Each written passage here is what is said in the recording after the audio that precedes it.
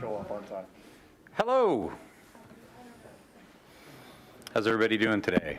I'm going to call this meeting to order at 1 o'clock.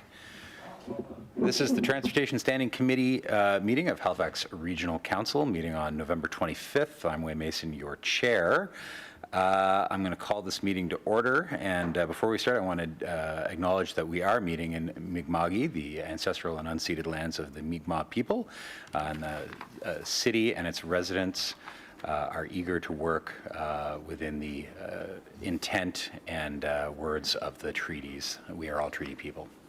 So we have what it looks like a deceptively short agenda today, but is on some, potentially some things that we have presentations for both. We have some public participation to happen, and we have could be a lot of good discussion today. So I want everybody to keep that in mind. I'll look for a motion for approval of the minutes of October 28, 2021 to start. Moved by Councillor Mancini, seconded by Councillor Kent. Any further discussion on the minutes? Seeing none, we'll move to a vote. All those in favor? Opposed? Motion carries. Next, we'll do approval of the order of business and approval of additions and deletions. We'll go to the clerk. Madam Clerk. There are no additions and deletions. There is a proposal to move public participation up on the agenda prior to the staff presentations. Very good. So if someone would like to move the agenda, and if they want to indicate that they'd like to move that up as requested. Moved by Councillor Kent, seconded by Councillor Outhit, that we adopt the agenda as presented with the amendment that the public participation will happen before the staff reports are presented. That's before us. Are there any further questions on the agenda as amended? Seeing none, we'll move to a vote. All those in favor? Opposed? Carries. Thank you very much. Next, there any business arising from the minutes? Any declaration of conflict of interest? There are no motions of reconsideration, rescission. There's no consideration of deferred business. There are no notices of tabled matters. We'll move to 10 correspondence, petitions, and delegations. Madam Clerk, do you have any correspondence?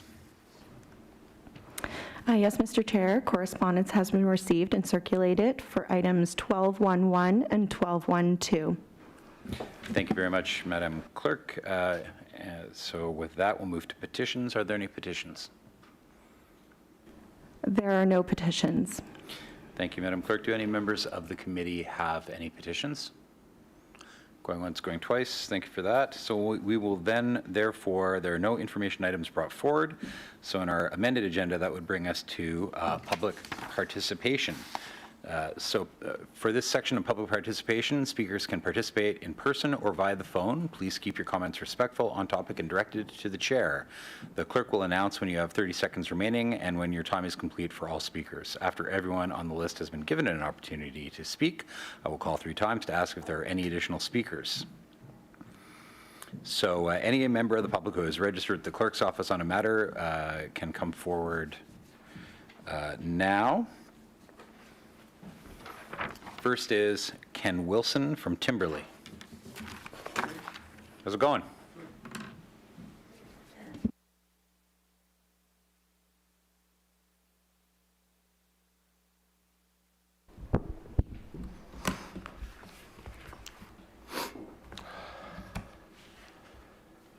Good afternoon, councillors. Thank you so much for letting me come before the committee under the public participant. Under the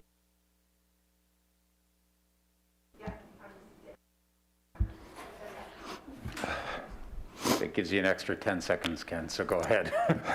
Thank you so much.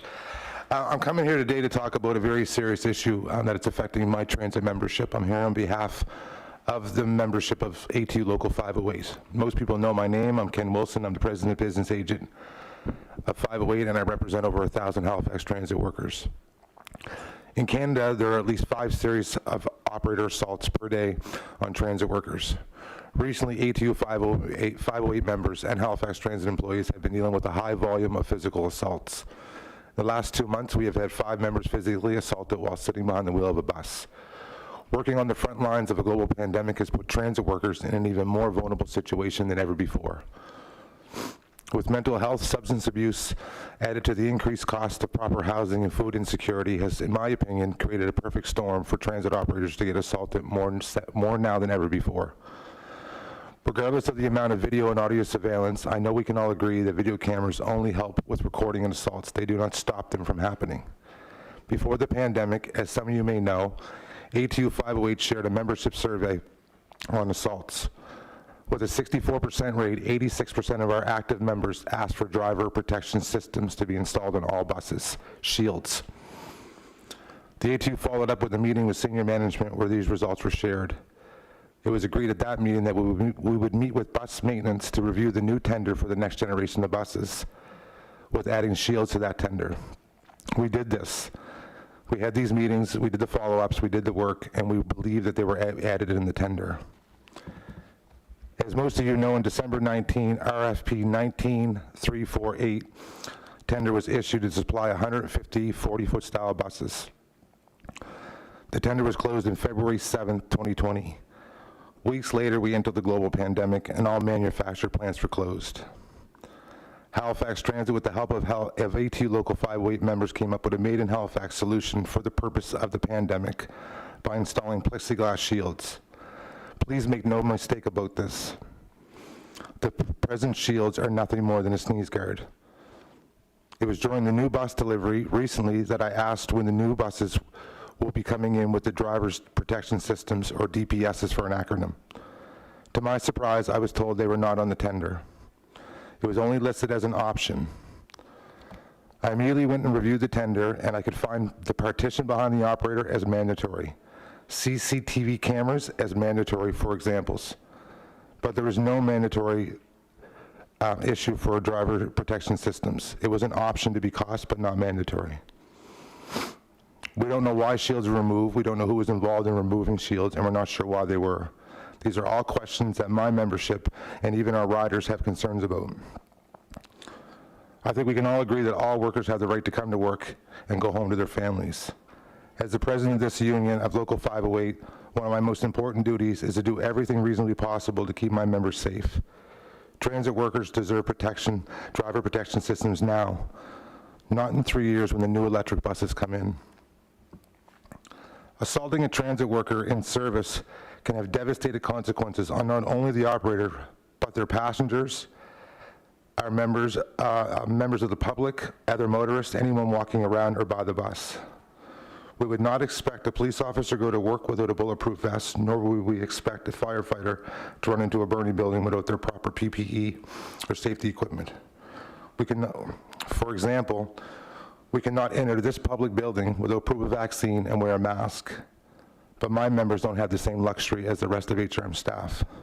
As we all know, passengers can get on our buses without masks, without proof of vaccination. We're not expecting you to do anything about that. But we are concerned about these shields, and we need action, and we need it now.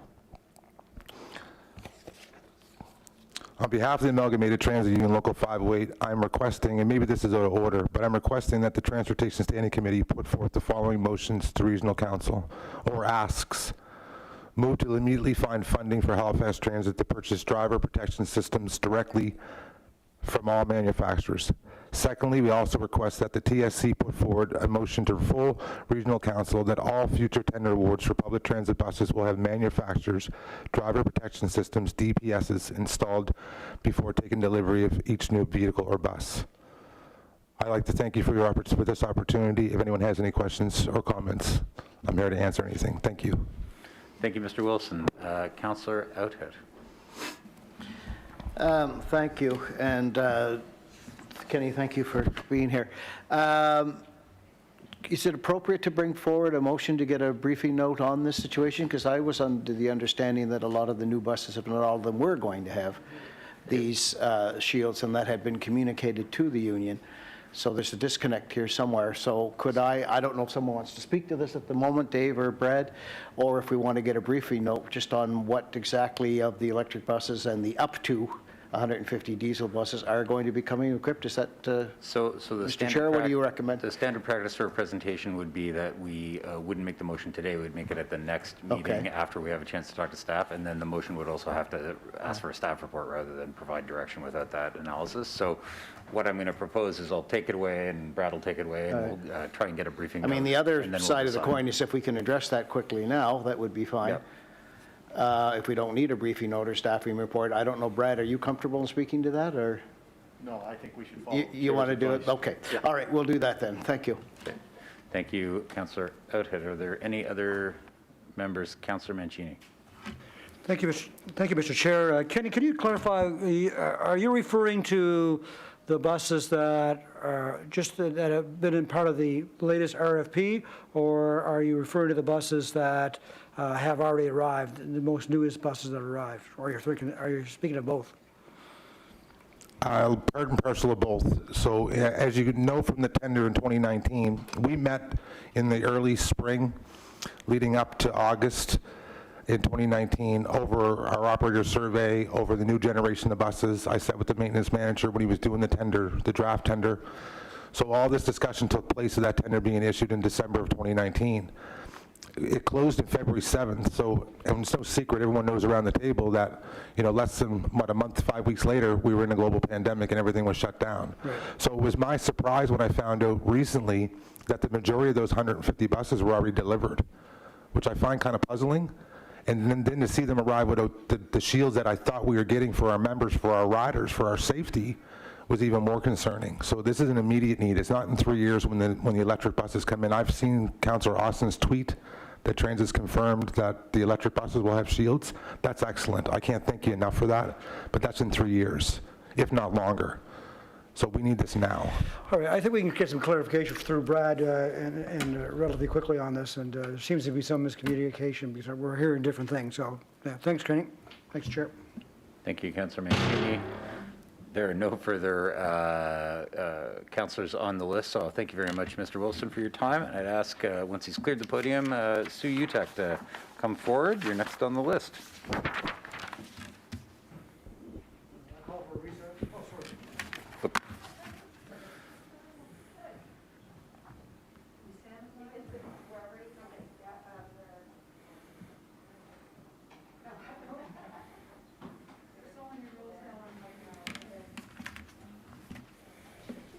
Thank you. And thank you. Good afternoon, everyone. My name is Sue Utek, and I'm the Executive Director of the Spring Garden Business Association, so I'm obviously here on your next item of interest, with particular of closing Spring Garden off for a one-year transit pilot project. So I'm bringing the concerns of the members here this afternoon, and along with some possible recommendations. So our first concern was, from an organizational standpoint, we were disappointed that there was limited public consultation for the proposed transit corridor this time around in 2021. There was consultation in 2019, and the membership firmly rejected a transit-only corridor. However, as we've seen with the COVID-19 response and the ongoing Spring Garden Streetscape project, the public must be meaningfully engaged. The lack of engagement builds barriers to developing organic trust between business and the municipal government. We took it upon ourselves to conduct a survey showing the members that within the district had wide-ranging opinions on this issue, with the opinion of a transit-only corridor. We found that participants rejected the proposed options, with 55% of survey participants wanting the status quo with a mixed-use street. These findings support the concerns that business owners brought forward in 2019, with many folks rejecting the transit-only proposal. When reviewing the staff report submitted to this committee today, it was left out that during the Regional Council meeting on April 16th, 2019, indeed, Council approved a hybrid option for Spring Garden Road. So we have some concerns. No matter what your decision today is, we will have concerns, and we'll move forward regardless of your decision to take it to Regional Council. So one of our big concerns is, since the streetscaping project, we've seen that traffic on the side streets, particularly Brent and Birmingham and Dresden Row, have been challenging to navigate because of wait times between gaps of pedestrian traffic. This project must consider the traffic flow within the district, especially within the proposed changes to turning Brenton Street northbound, which was a bit of a surprise to us, with a left turn onto Spring Garden Road. From an association standpoint, this will add to confusion among the stakeholders of the district.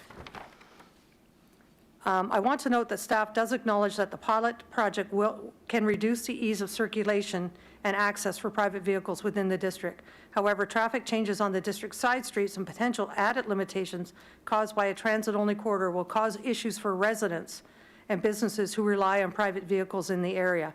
So in other words, I feel you're in a bit of a conflict where you want residential density, but you're going to make it difficult for people to circulate within their own neighborhood. Through correspondence, staff have articulated that if access and circulation become too strenuous, if the pilot project was approved, the project would be terminated. However, the main recommendation in the report doesn't note this and solely focuses on the proposed one-year pilot project. It's imperative that should issues arise during this project, the project must be terminated and communicated to all stakeholders in a timely manner. Loading and delivery. Although loading for businesses has become agile due to the streetscaping project, there's no specific parking for mobile delivery, skip the dishes, Uber, et cetera. This is a potential issue, and it's a developing issue, and we see it every day on the street. There needs to be specific loading for those types of services. Additionally, with the lack of police presence in the area, the association is concerned that without proper enforcement, whether it's the parking task force or police itself, that this issue is brought to this committee will cause rippling side effects that will hinder the pedestrian experience through the Spring Garden Commercial Lifestyle District, that the lifestyle the district is aiming to provide. As I understand, Spring Garden having a transit-only corridor aligns with the integrated mobility plan, but I ask the committee, when it comes to Spring Garden, what is the balance between the needs of small businesses and the pedestrian experience? The district has always had a pull factor that allows residents and visitors to view the scenery. Spring Garden has always been the see and be seen street. As the district moves into a new era, we as an organization believe the following recommendations should be addressed before undergoing this transit-only project, if that is your will today. The pedestrian experience recommends that the 4 blocks between Spring Garden and South Park be given over to our association for a maximum of 4 times per year at no charge to the association, so we can program and run events on the street. We would like to see an evaluation system, it is included in the staff report, that considers variables such as the impact of direct sales for business owners. As HRM looks to extend on the integrated mobility plan, that's your Action 121, there needs to be metrics put in place to see if these transit-only projects cause an increase or a decrease to business owners, and a detailed plan that addresses safety concerns brought to the committee. There is fear that a transit-only pilot project, there are not as many eyes and ears on the street. So in conclusion, although the survey was mixed on our street, the merchants adhere to, my apologies, you as council adhered to the merchants' wishes in 2019. Those wishes have still have not changed, and we believe that if we open the street to cars, there will be a natural culling that people will understand that if you want to see and be seen, get in line on the street. And if it becomes a major issue on the street with the loading, unloading, then we would heartily support staff's recommendation to close the street. But at this time, as an example, there's no action on Birmingham Street, which is causing backups all the way up to Artillery Place. So we're not going to address that, but we're going to address what we foresee as a future problem. So it's a wish of the association and the membership that we open this up. Let's see what happens. Let's fix the problems as they come. And if it becomes too overwhelming, then we would heartily support a full shutdown at the street, but we can't support it at this time. Thank you. Thank you. Thank you, Ms. Utek. Are there any questions from members of the committee? Going once, going twice? Sold. Thank you very much, Ms. Utek. Oh, you plugged, just as I glanced away. Councillor Kent. Third, you didn't say third time. 3 strikes, right?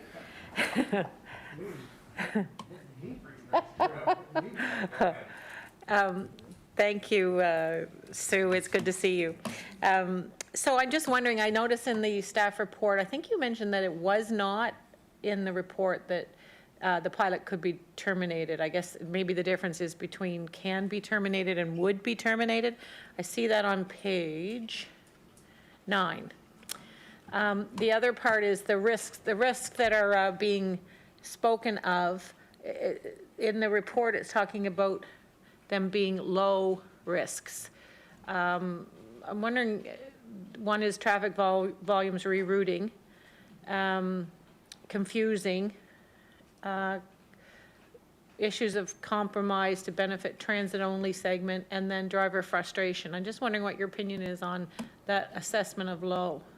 it being low impacts. Yeah, and the consultant hired by HRM had done all the, as per your council instruction, had done the counts in the area, showing that if the corridor was closed, that the abutting streets could handle that traffic, but staff is also basing that traffic flow on what we call traffic disappearance, that people just say, I'm so annoyed, I'm not coming to the area at all. So that's one factor on the street. And I'm sorry, Becky, your second question was? Is there, well, is around the, Oh, and the other one was, the staff report acknowledges that this is not designed to reduce transit times. This will have no effect on transit waiting times in the corridor, and that's directly in the report itself. and around it being terminated, the pilot can be Yeah. terminated? Yeah, so your staff recommendation says that it's a one-year transit pilot project, but in our notes and meetings with staff, we were assured that if there became a problem, that this would be terminated immediately. So we're taking the opposite approach of, let's see what happens, let the traffic cull itself, and if need be, we'll close down the street, which is going to cost more money in signage, et cetera. You have Renton Street, which is going to be converted to a northbound, which means that traffic will come onto Spring Garden on left, so there will be cars in the Spring Garden area, and then you can exit left or right onto South Park Street. We believe that's going to cause great confusion. If I'm coming southbound on Spring Garden, I'm going, well, there's a car there. I don't understand that sign, so I'm just going to continue to go through anyways. So I really feel that if we open up the street, see what the problems are, if we can address them, let's address them. There have been studies around that a transit-only priority corridor does not do well for the merchants in the area, because these aren't people that, things are changing transit-wide. I hardly agree that more people are using transit, even though your numbers are not there yet, but for everyday purposes, shopping, et cetera. We're just not there yet on the street. Let's see what the feel is and the flow, and then we'll take it from there. Thank you. Okay. Thank you very much, Councillor Kent. Any further questions from the committee? Going once, going twice, going three times. Thank you, Ms. Utek. All right, so that brings us back to 12.1.1, replacement of AO 2015-004 OP respecting traffic calming. I believe we have a presentation. And then, oh, sorry, I forgot about the phone stuff and sorry, staff. Let's go through that. It's because I made notes in the back of that piece of paper while Ms. Utek was talking. All right, so is there anyone else here who'd like to speak from the public? Is there anyone else from the public who'd like to speak? Third and final time, is there anyone else from the public who'd like to speak? Seeing none, we'll now go to the phone and see if anybody is called in. So we do not have anybody registered by the phone, but we will open it up right now. If there are people on the phone that are listening, we would ask you to unmute yourself by pressing *7 and wait until the chair tells you it is your turn to speak. So the phone... Hello? It doesn't talk about any cell phone connection, absolutely no mobile shit. Okay, we're just gonna go with that. I have no idea. Again, if listeners can hear us, we can hear you. I'm going to unmute the phones, and if you would like to speak, just press *7 to unmute. Is there anybody on the phone line that would like to speak? Third and final call. Anybody like to speak? Okay. Every day is an adventure in this COVID time. All right, so we will ask staff to come forward, no joke this time, and we'll have you present on 12.1.1 respecting traffic calming.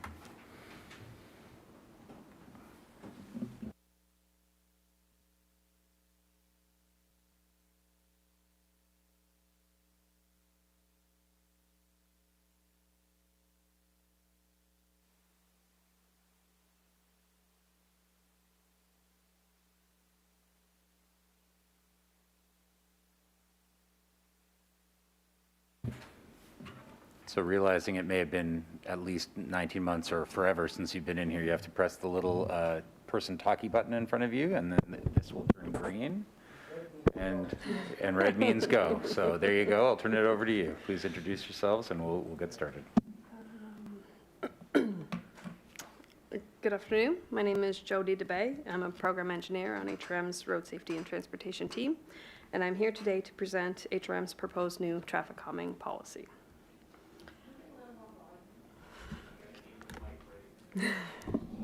Sorry, better?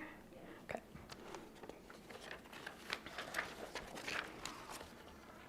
Let's see if I got this. Okay. Administrative Order Number 2015004, respecting traffic calming, was adopted in 2016.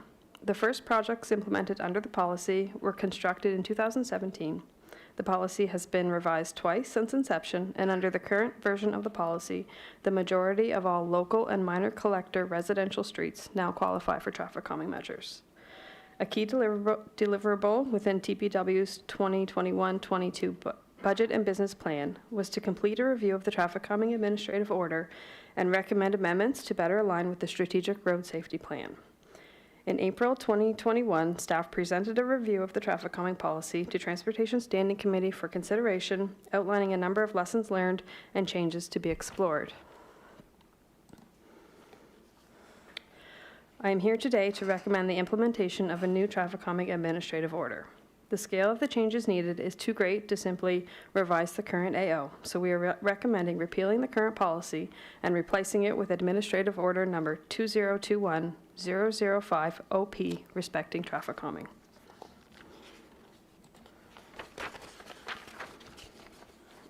To give a brief overview of the current policy, a resident of a street or the area councillor can request a traffic calming assessment.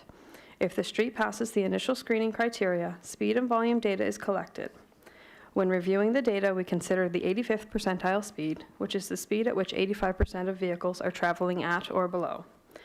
When the minimum speed threshold is met, points are assigned for categories such as speed, volume, collisions, street characteristics, and nearby pedestrian generators, and the sum of the points is used to rank streets and prioritize projects.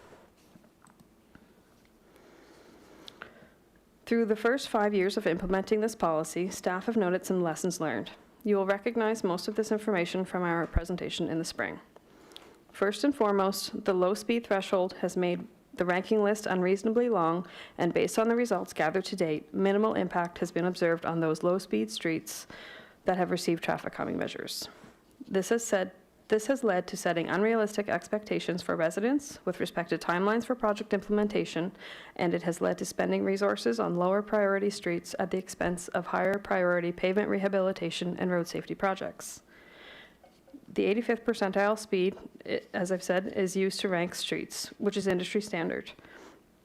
Often requesters will note that the majority of drivers are traveling at appropriate speeds, but there are a small few who drive at excess speed. When the 85th percentile speed is considered, the highest 15% of vehicles are not directly factored into the ranking, so those periodic high speeders have little impact on the results of the assessment. The single street approach is leading to unintended consequences on nearby streets, and while staff make every effort to identify those impacts up front, they are sometimes not predicted or the level of impact is underestimated. Lastly, this policy does not support some of HRM's other policies as well as it could. The Strategic Road Safety Plan has a goal to reduce fatal and injury collisions by 20% within 5 years. The current traffic calming policy does assign some points for collisions, however, they have little weight in the overall ranking system, so locations with high frequency or high severity collisions are not necessarily being targeted. Similarly, one of the pillars of the Integrated Mobility Plan is to develop healthy communities in which people can easily walk or bicycle to nearby destinations. And while reducing vehicle speeds will enhance the environment for other road users, the current policy does not focus efforts on areas with a higher presence or potential presence of vulnerable road users. Moving to the recommended new policy, requests will continue to come from residents and counselors, but now they can also be made by resident associations on behalf of residents and by school principals.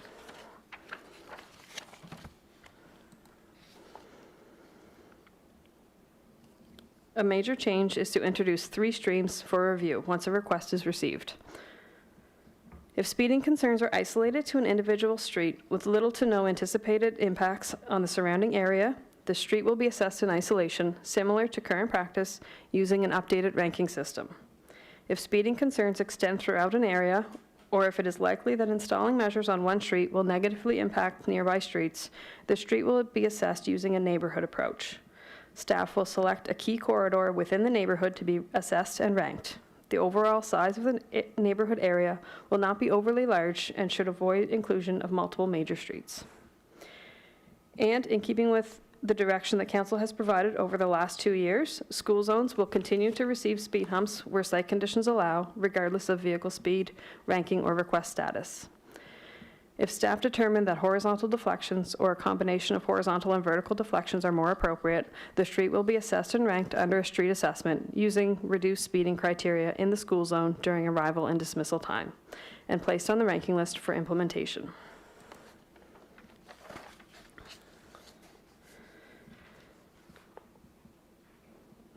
The new policy contains similar screening criteria, applying to primarily residential areas that are not multi-lane roads, are greater than 150 meters in length, and have a posted speed limit not greater than 50 kilometers per hour. The screening criteria has expanded to include school areas that may be located outside of a residential area and to allow engineers' discretion to consider traffic calming measures on major collector streets that function as minor collectors. All other screening criteria must still be met for major collector street to be considered. Assessments will continue to be evidence-based. Once a request is received and the assessment type is determined, vehicle speed and volume data will be collected if it isn't already available on file. Points will be assigned for vehicle speed and vehicle volume. The minimum 85th percentile speed threshold for consideration has been increased to 45 kilometers per hour, and points have been introduced if the 95th percentile speed is greater than 55 kilometers per hour. Points and thresholds for vehicle volume have been updated to better align with other jurisdictions in Canada, and points for collisions and injury collisions have increased to better support HRM's strategic road safety plan.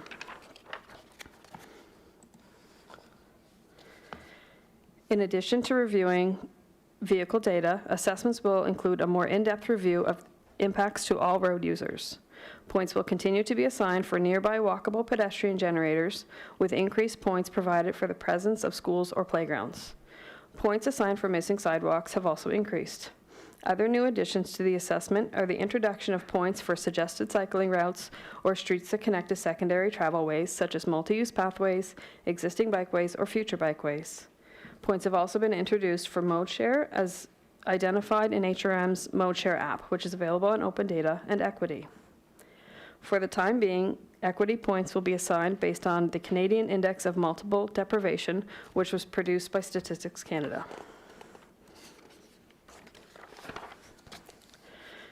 The Canadian Index of Multiple Deprivation, or CIMD, is an index that combines several variables into 4 domains: economic dependency, residential instability, ethnocultural composition, and situational vulnerability.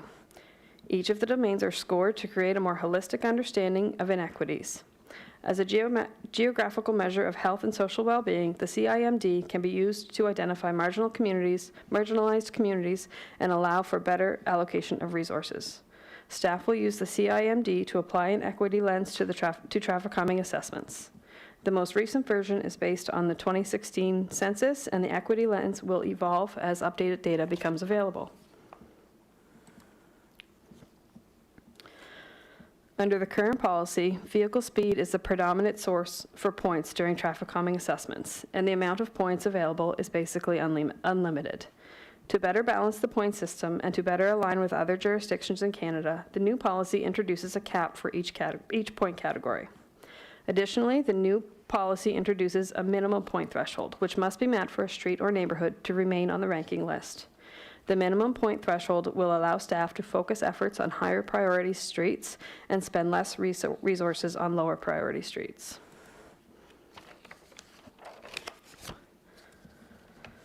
Staff have continued to receive traffic calming requests and collect speed and volume data through 2021. However, the completion of all outstanding assessments from 2020 and 2021 have been put on hold until the new AO criteria became available. The existing ranking list has also remained in place, and planning for 2022 projects has been based on it. The spirit of the new policy, such as taking a neighborhood approach where appropriate, was also considered. Moving forward, it is recommended that all outstanding requests and all streets remaining on the existing ranking list be reassessed under the new criteria. If approved, staff will update all rankings during the winter months and will publish the new ranking list on the traffic calming website in the spring. Thank you. Can't imagine there's any questions about, oh, look, Councillor Outthit, and then Kent, and then Mancini. Councillor Outthit, we'll go to you. Thank you. You want me to put the motion on the floor to start off? If you would, Then give me my time? All right, thank you. It is moved that the Transportation Standing Committee recommend that Halifax Regional Council adopt Administrative Order number, 2021-05 OP, respecting traffic calming, including repealing Administrative Order 2015-004 OP, respecting traffic calming as set out in attachment 1 of the staff report dated November 17, 2021. So move. Moved by Councillor Outthit, seconded by, I think it was Councillor Mancini. Go ahead, Councillor. I want to start by paying tribute and thank you to some folks, and you're going to think that's a little funny, but I've gone through a lot lately in West Bedford where we are growing like crazy, and they've been tearing up roads to put in roundabouts and tearing up roads to fix overhead overpasses and whatnot the province has. And I really want to thank Brad and Tasso and Roddy and Sam and Jody and Jill and Sylvia, all the people that I have bothered on almost a daily basis, and probably a daily basis and in more sometimes, to help me deal urgently with some street calming and some detours, etc., that had to be done urgently near schools, near bus stops for school buses, etc. It's been, I'm sure they do, and I'm sure a lot of them have them probably throw darts at it, but they have been outstanding, Brad, and I wanted you to hear that, and I have told you that before, I think, as well. That doesn't mean I love everything you're presenting today, but it does mean that overall, generally speaking, I'm in favor of what's coming forward today. I do need some clarification on a few things, so if you get your notes, just like when I call, you got to get your pen out, I know. A little bit more understanding of what's different now that you're going to be looking a little bit more at the complete street, the IMP goals of the safe and complete streets, a little bit more about that and the more focus on walking and safety. I am very pleased to see that lack of sidewalk, and I think, Mr. Chair, you've mentioned this on occasion as well, that maybe it's cheaper to put in some speed calming than it is to look after the 600 requests for sidewalks that we have. So I'm glad that that is going to be one of the considerations. The neighborhood approach, I need to understand this a little bit, because I'm worried that, okay, councillor or community group or resident, you have a problem on this street. We're afraid that if we put speed calming on this street, it's going to push it to these other streets. The other streets may not be worthy of it in the neighborhood, or that may be expensive to deal with them all at once rather than dealing with this one individually. I'm just a little worried while I get the overall holistic, let's look at it neighborhood by neighborhood versus street by street. I'm wondering about the side effects of this, if you will, when it comes to delaying some project where there may be a street in a neighborhood that has a bigger problem than the overall street. What are we going to do about schools that are still on hills? The hills haven't gone away, and the speed bumps, the speed tables haven't gone in because the traditional speed humps won't work because the grade is significant. I'm thinking of Eaglewood School, for example. Help me understand a little bit more about major collectors. What's the difference as a result of what you'll do now for major collectors versus previously if this passes? And the big thing, and Brad, this won't come as any surprise to you, I'm really concerned about the people who've been on the list for 3 to 5 years. They're now in the top 10 or 20, and we're going to change the rules on them. And I want to look at what, first of all, do we feel, have you done a little bit of analysis to see how many of the folks in the top 10 or 20 will be impacted by these changes, if they are impacted? And have we looked at any sort of a grandfathering or something to tell somebody you're on the list for 5, for 10, just, 3 or 5 years, and you're now number 5. It looks like we'll be getting to you next year. Oops, we're changing the rules. You may not qualify, or you're going to bump up 40 spaces. I have a problem with that, and I think some of my colleagues have a problem with that. So we've got to find a way to deal with those and to grandfather them somehow. Any change on using stop signs for speed calming? Because I know ideally TAC and Acton, everybody doesn't like them, but they do, and I sit there sometimes in areas that have them, Flamingo Drive, Bayview, other places, and, 9 out of 10 cars do slow or stop. Are we looking at stop signs at street calming again? Is there any shift on that? And I still need to wrap my head around the 40 versus 45. I still haven't, there's the threshold there, but I think I can buy into that. But I'm really concerned about the schools on the hills, the collectors, the understanding the neighborhood a little bit more, stop signs, and the big thing is how do we grandfather any who were impacted by this if they're in the top 10 or 20 now to be impacted. So those are my questions, Mr. Chair, and thank you. Hit the post beautifully there, Tim. With 4 seconds left, we'll go over to staff for some answers. Thank you. Thank you. Hi, that's a lot. I think I got it all. That's good. So I think you started with complete streets and how we're going to look at at all road users and vulnerable road users. And that's one of the big changes in this policy. So right now, when I look at ranking a street and I look at the way that the points are allocated, vehicle speed is by far overshadowing any lack of sidewalk or presence of a pedestrian generator. So the way that we're taking the complete streets approach is to really increase the amount of points that are assigned for the vulnerable road users and the facilities or lack thereof for them. Additionally, we are looking at mode share data, which came from Census, the mode share data app, which I believe was populated using census data to identify where people are using alternate modes of transportation so that we can help bring those streets to the top of the list. From a neighborhood approach perspective, what we'll do when we get a request for an area is staff will look at a number of streets within the community and then try to identify what we feel is the key corridor throughout that, and then we'll rank that key corridor. So then when we go into the area, we're not just doing that one corridor, we can do the side streets as well. Alternately, if we keep going with the street-by-street basis, then some of those side streets may have to wait for recap projects for them to get done. So that's a way for us to be able to do some of these side streets that may not necessarily rank as high now, but we can address the worst street in the community as well as the ones around it all at once. So we're only going in with one project and we're not going back year after year. Schools on hills, it's going to be a challenge. Schools on hills, streets on hills. Hills are a challenge for traffic calming measures. For those streets, we're just going to have to rank them as a street and put them in the priority list. And then whenever they make their way to the top of the list, then we can start looking at measures such as curb extensions or bump outs to reduce pedestrian crossing distance and slow vehicles that way. Major collectors in this policy, the intent of that is there are a few major collectors in residential areas that may not necessarily have developed into the major collector use that they were originally intended for. So we've got some major collectors that are essentially no exit. They look very similar to the parallel minor collectors. They provide a lot of access to residents, driveways, and when we'll go into the neighborhood, we'll traffic calm 3 of the streets, but this third one can't be done just because of the street classification only, even though from a resident or driver perspective, it's essentially the same as the street beside it. So that's just a way for us to be able to look at the entire neighborhood when the street isn't being used as it was initially envisioned. With respect to the top 10 projects and the people that have been on the list for a long time, we use the current ranking list to identify our projects for next year. So a lot of those projects are going to be coming under consideration for the 2022-23 budget year, and we've identified some others that will be receive functional plans next year. So we'll do our preliminary designs next year, and they would be in the list in the construction phase in 2023. Stop signs are still not recommended as a measure for traffic calming assessments. As you know, not everybody stops. Like you said, 9 out of 10 do, but 1 out of 10 don't. So it can be hazardous to pedestrians who are waiting to cross and anticipating that a car will stop.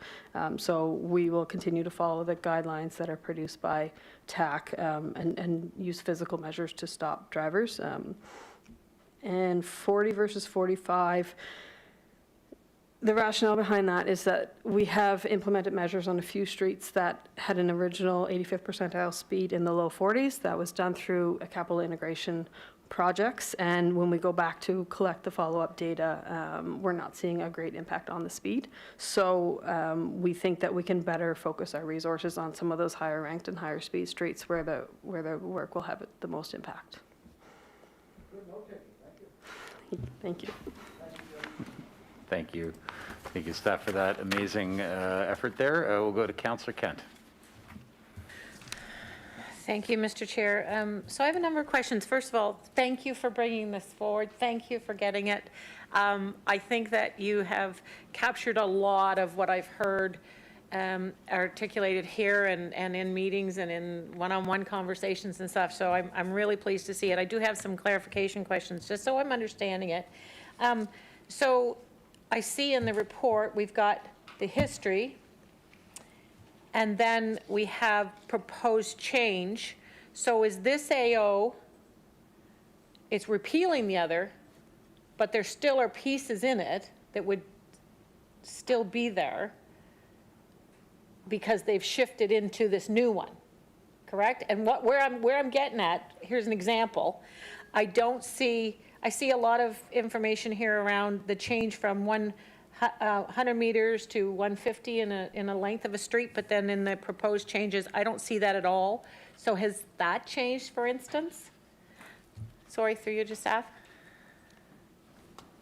Hi, sorry. The history that's shown in table 1, that is the revisions that we've gone through to get to date. So an older version, council did ask us to address or to review reducing the minimum length criteria, and in the end, that change was not made. So we are recommending to stay with the 150 meters that is under the existing policy. Perfect.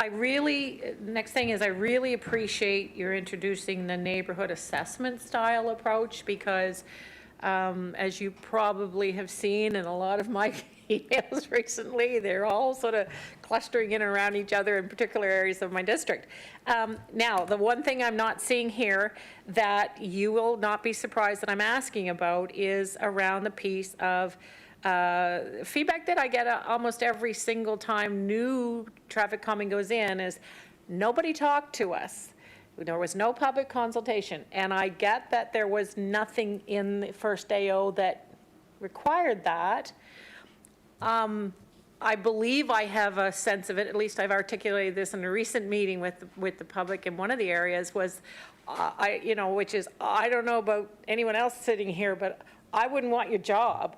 I don't necessarily want to be that person that necessarily has influence over what you guys feel is a much safer street environment. Having said that, though, there is a desire of the community. So can you help me understand why there wouldn't be an opportunity now to have something in there, particularly around the new approach to a neighborhood assessment approach? I'll leave that with you, but I'm just going to ask a couple of other things. So as well, this new AO, currently we have a list of 300 or so, and we know there's probably, in the top 10, unless we bump the budget up again, as we did last year, might get a few more. Is there a way for you to give me a sense, might be a big question, of if we had this new AO in place 3 years ago, would our list be as long as, I guess, is the goal that's just going to shorten that list so we're not always behind on every single year that we look at traffic calming? Because again, what comes to us is people are frustrated at a point in their life, more so certainly within the last few years, where they just feel like this is an urgent need, and it's hard to articulate to them that you're probably years out, potentially 10, if we got there at all.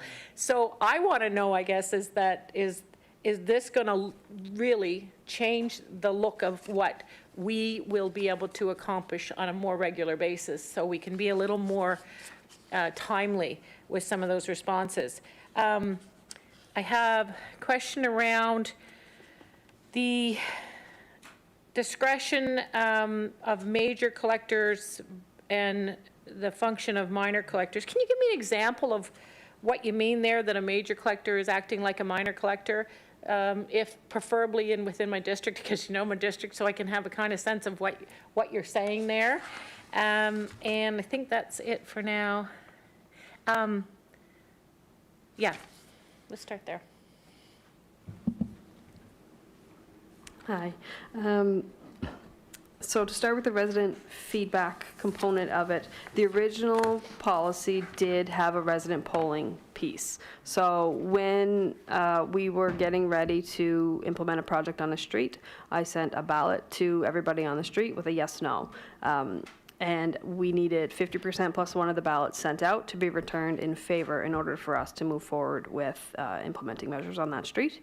But what we found was that we weren't getting 50% of the respondents back. So even though the majority of the ballots we received were in favor, more than half of the residents were not responding. So non-responses were essentially counted as no. So most, if not all, I can't recall, there may have been one or two, but most of them did not meet the threshold. So projects went ahead without traffic calming measures. There was a pavement rehabilitation project that was a good example. So the street got repaved and no traffic calming measures were installed, even though the majority of the residents that sent their ballots in were in favor. It wasn't enough. So we did come back, or there was a motion to review that qualifying criteria, and we came back with that, and as a result of discussion during that council meeting, we were directed to remove the polling component of it entirely. So now from a resident notification perspective, our designers send letters to residents whenever we start planning the project, and they'll get a construction notification before the work happens. But they don't, we don't have a feedback piece. Yes, the residents that are on the street. And around the same time as changing the polling piece, we also committed to publishing our ranking list and our project list on the website each year, and we've continued to do that. So if residents want to see where their street is, or if a project's coming up on it in the current fiscal year, they can check there. With respect to timelines and shortening the list, the changes presented here will remove the lower priority streets. So those ones that will most likely have to wait for a recap project in order to get measures implemented, because their speeds are in the low end, or they have sidewalks, they have low alternate mode use. Those projects won't be prioritized, and actually in this case they'll be removed from the list if they don't have 10 points or the speed is lower than 45 kilometers per hour. I think that it's not going to change the pace at which we're implementing projects. We've done a lot this year, and we've got a lot in the hopper for next year. It's just going to shift which ones we get to, and I think that it might help with resident expectations now, because if I put a resident puts a request in and they hear that they're on the list, they think that something's going to happen, but in reality it could be decades away. So that's the intent of some of these changes, is to shorten the list, but our pace is probably going to maintain. And an example of a major collector that functions as a minor, I can't think of one in your district off the top of my head. I should have checked my map before. There's very few out there, I think. One that I think about is St. George Boulevard in Hammonds Plains. It runs parallel to Kingswood Drive and Voyager Way, and the three streets are essentially the same cross-section. They all have numerous driveway accesses. None of them connect through to any other communities or any other arterials or major collectors. I presume that when that community was envisioned or planned, St. George Boulevard was going to go further, but it's a no exit. So in that case, we've been able to implement measures on Kingswood, but we can't do anything on the parallel street. So that's the example. It's classified as major collector, but it really doesn't seem like one. Thank you very much. Councillor Mancini. Thank you, Mr. Chair. Thanks to staff. Tim stole my thunder on complimenting staff, and particularly Jody. Thank you so much. Jody's always quick to respond, help me explain things to residents, especially half the time I don't understand it, so she has to explain it to me first. She's also very good at letting me down when she gives me a no. She's very good at that too, but thank you, Jody. And Brad and Tassa, I know you know this, but I wanted you to hear that, so Thanks, Jody. You know, it hasn't been mentioned yet, but I feel I have to mention it. This is a very sad day in our municipality. I mean, this committee, our staff, council, we're all here for many reasons, and primary is to keep our community safe. And there's a young lady who lost her life yesterday on Pleasant Street, and she's a year older than my own son, one of my own kids. And this is very sad. And even though we may debate and not agree on things, and I also have to acknowledge the special interest groups that we hear from all the time, you know, we may not agree with them either all the time, but we're all here for the same reason and want the best. And so this is very, very sad. I know, Brad, you've been out there already visiting, and you know, there's a lot of questions we have, and it's too early to get an answer. You know, what happened? How do we prevent this from happening again? Did we do something wrong? Could we have done something better? I mean, these are all the questions that I have, and I'm sure my colleagues and staff have also. So it is a very sad day, and here we are addressing traffic calming, which is to help to avoid what happened yesterday. And in that same place, just down the street, I think we had a fatality not that long ago at a different intersection. So a very, very sad day. And I'm not, so I needed to mention that. You know, I'm not clear also, and I think Becky asked, Councillor Kent asked the question about this new AO. I'm still not clear how this new AO is going to shorten the list. You know, and I'm worried it's going to shorten the list because not as many qualify. Well, that's then fine, but there's a concern about that. So maybe just clarify that a little bit for me, Jody. I want to talk about speed tables and their locations and why they're put in some places and not in other places. There's been a lot of folks that have asked, and some of these special interest groups have asked about speed tables in advance of marked crosswalks, especially marked crosswalks that are on multi-lane major collectors or arterial streets, you know, just to understand why that's not common practice to try to slow down the traffic as it's coming up to these marked crosswalks on these big streets.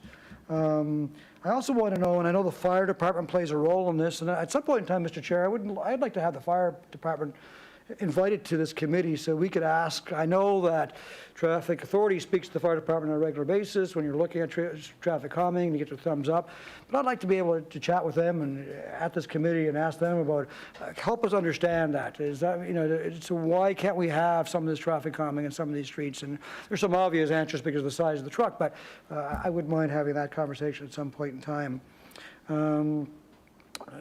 And so I have some follow-up questions based on some of those answers, and if you don't mind, Jody, thank you. Sure. Pardon me. So I do believe that these changes will shorten the list. To start at the beginning, a lot of the lowest ranked streets on the list right now have speeds below 45. So I can see, I think it was roughly 80 streets would come off of the 225 currently raised because they no longer qualify. So this allows us to better focus our resources on these higher speed, higher priority streets first, so that we can make our way through the highest speed areas and the areas with the most concern. With respects to your question about speed tables, yes, we've been sort of learning and growing as we implement the policy. You may recall that the first few years we were using speed humps, which are different than speed tables. They go straight up and straight down, like the same cross slopes, but they don't have the flat top section.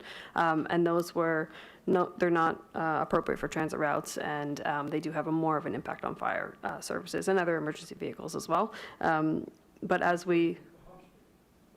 the speed humps would have more impact on the emergency services vehicles. So we were able to pilot the speed tables, which is another measure that's outlined in the TAC traffic calming guide and is used in other jurisdictions. And we found that has been a nice balance between reducing vehicle speeds while not negatively impacting response times as much.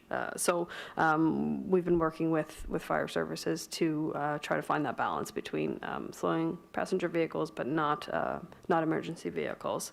The TAC guidance recommends that they're appropriate for local streets and collector streets. When you get into higher classification streets, which are a different, they're not, it's a different policy, it's a different approach, I should say. So traffic calming measures and the traffic calming policy, I think, are two separate things. This traffic calming policy is focused on residential areas that have lower classification streets. Traffic calming measures can be implemented in a number of ways through different projects, but when you get on the higher classification streets, you have to understand that emergency services vehicles are more likely to be using those routes more often. They're not going into the resident areas as much. They may be using higher classification streets on a regular basis and going into neighborhoods occasionally. And there's a lot of other service vehicles that we would need to consider for higher classification streets. Goods movement, for example.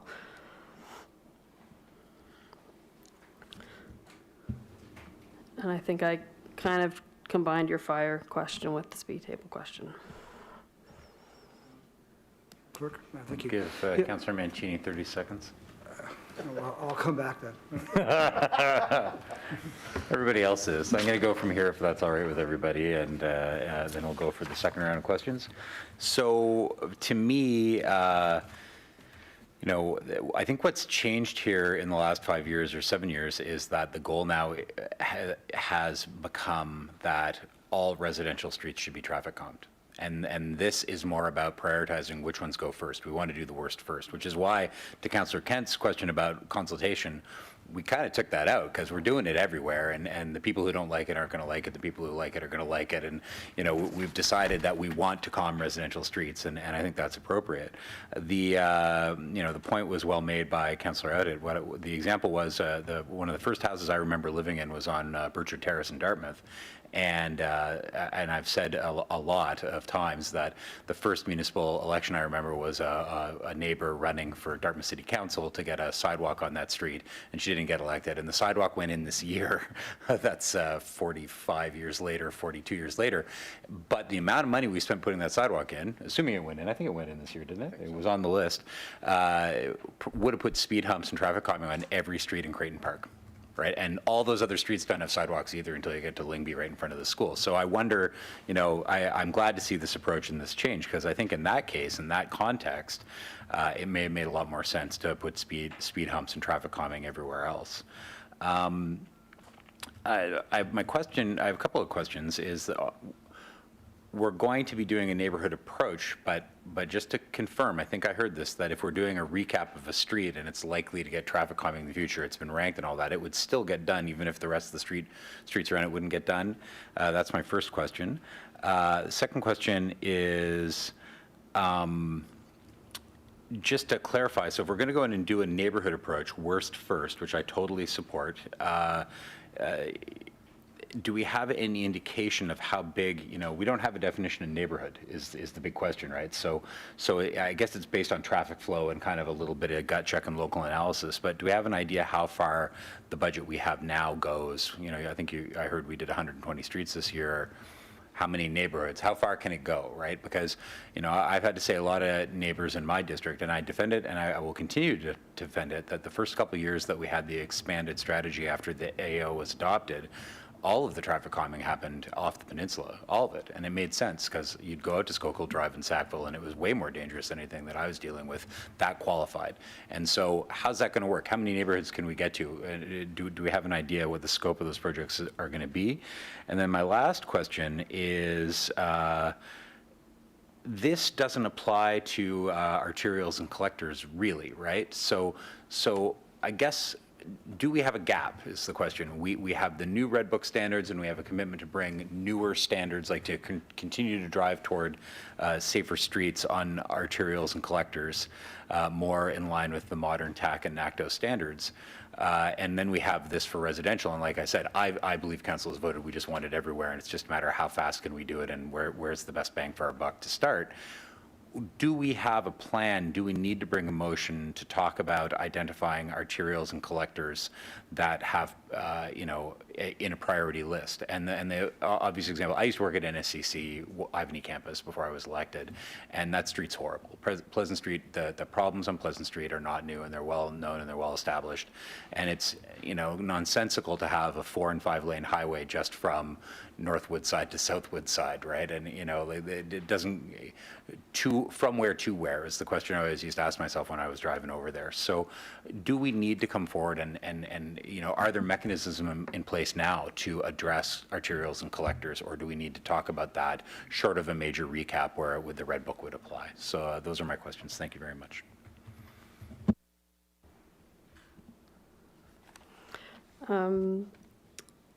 Okay, so to start, the first question I have is with respect to neighborhood approach and recapitalization projects and integrating with those. The plan moving forward, or the proposed plan moving forward, is to run a traffic calming assessment on all residential, local and minor collector streets that come up on the capital list each year.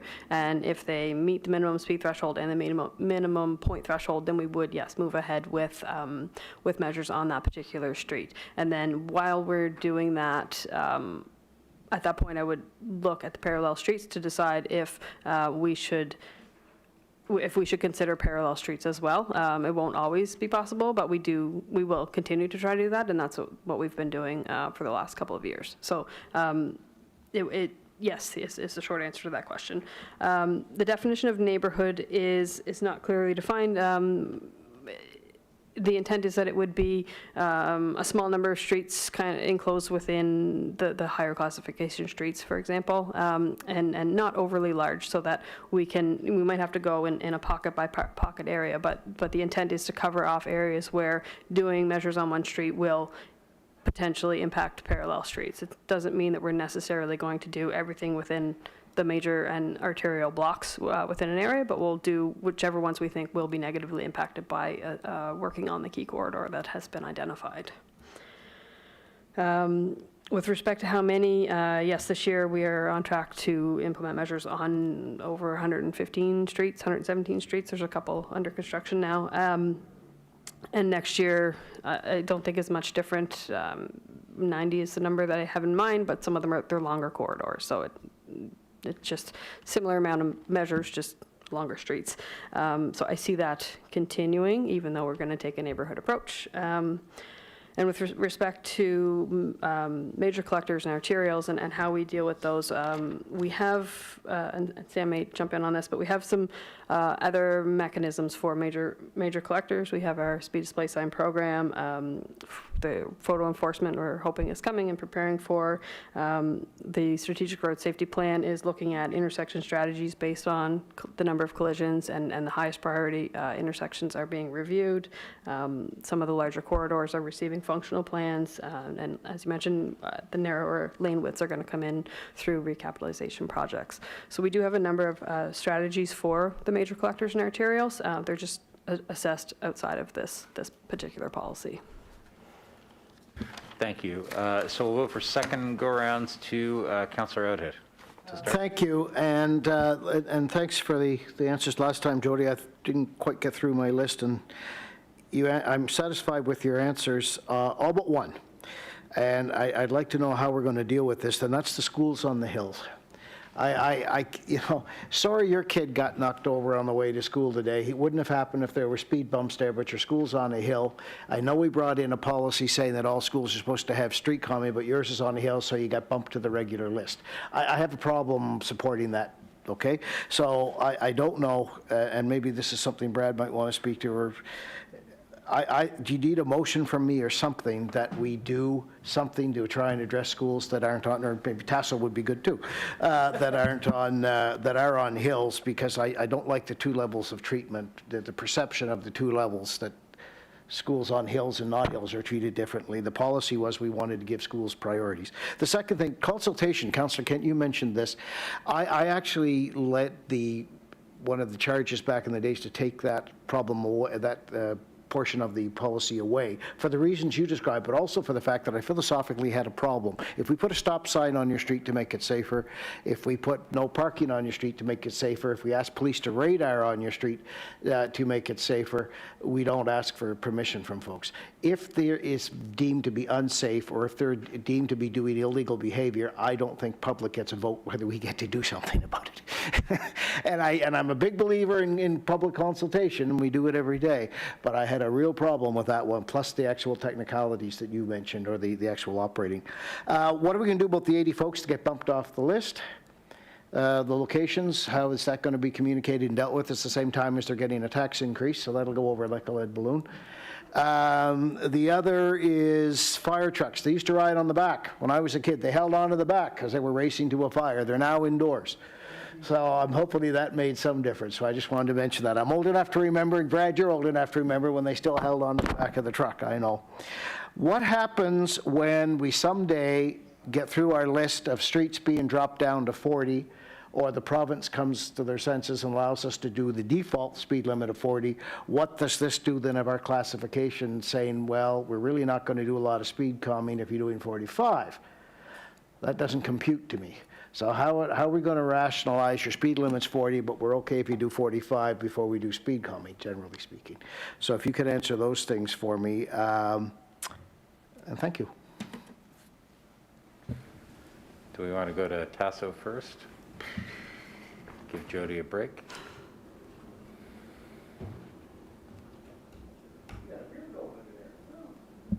It's being hidden by the mask. Good afternoon, Mr. Chair. Tasso Kutralakis, Director of Traffic Management, through you to the councillor. I'll take a couple of these questions, and I'll turn it over to Jody for the remaining.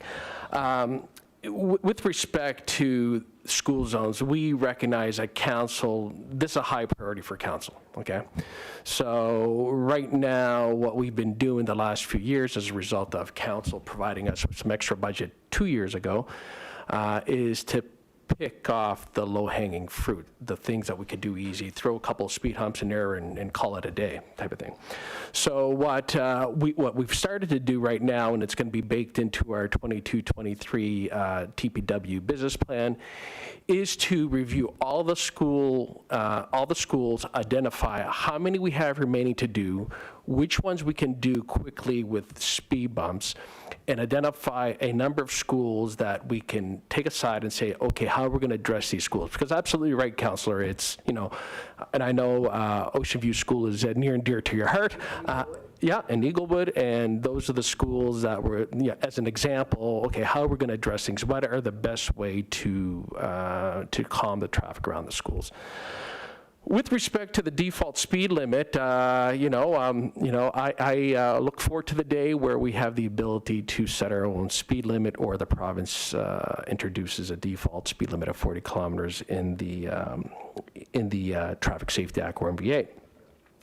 But that shouldn't really impact our program, and that, and then as the years go by, and if this happens, we can have a second look, because quite frankly, right now, HRM, we're taking a very aggressive approach to traffic calming. Most other jurisdictions, they base their traffic calming program either based on the posted speed limit or a speed, say 5 kilometers above the speed limit. So yeah, I could see it from the perspective of a resident saying, okay, now it's 40 kilometers an hour, and now they're speeding, technically speaking, based on our data collection, but how do we address that? So I see your point from that perspective, but it should impact our priority setting, and yeah, and that's something we can look at again if the time comes where we have that.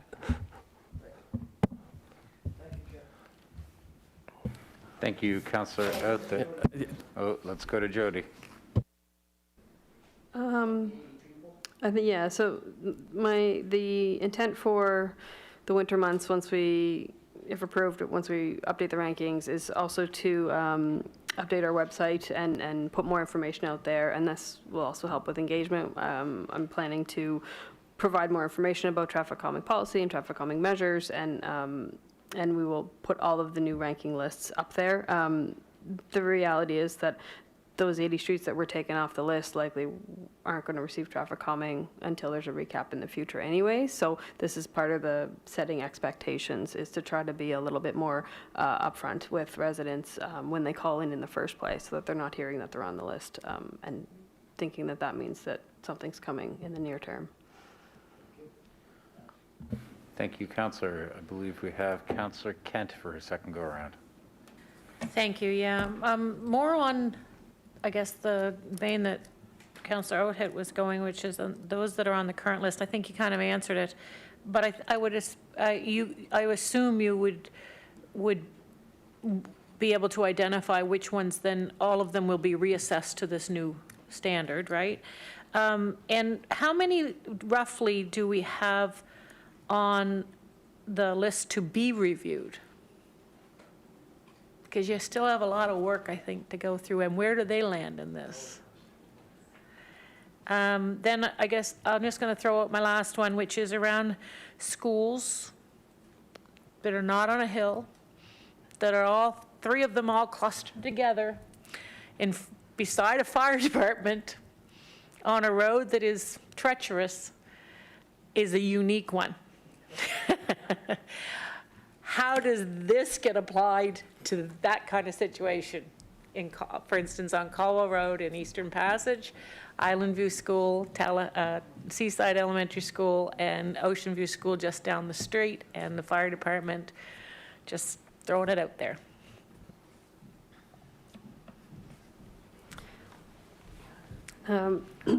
With respect to your question about how many are left and what's going to happen now, I estimate I've got about 310 to 315 outstanding assessments right now. We've been working through data collection, and there's still more to come.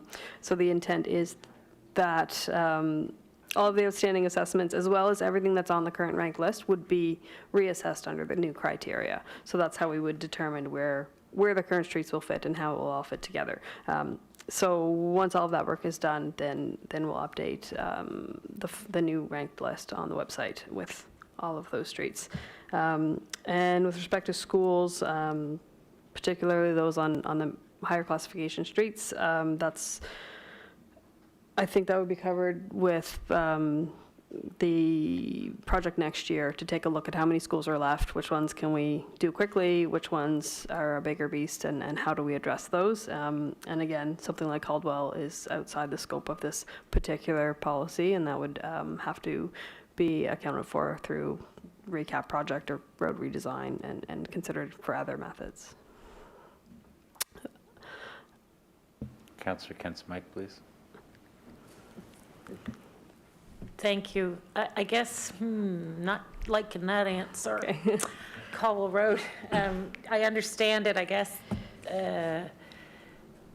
because if that fire department, for instance, were not there, these 3 schools would have a better shot at being reconsidered, I'm thinking, and vice versa. So anyway, I'll talk to you offline on this a little bit more, and we can go from there. Oh, I had another question. I forget what it is. All right, thanks. Thank you, Councillor. Councillor Mancini for your second go-around. Thank you, Mr. Chair. So I think, Councillor Oathead was talking about the 80 off the list and how you're well aware of what's going to happen, right, for us. We're going to have lots of conversations around that. I suspect some of them will get pulled into that neighborhood approach too, right? And for probably quite a few.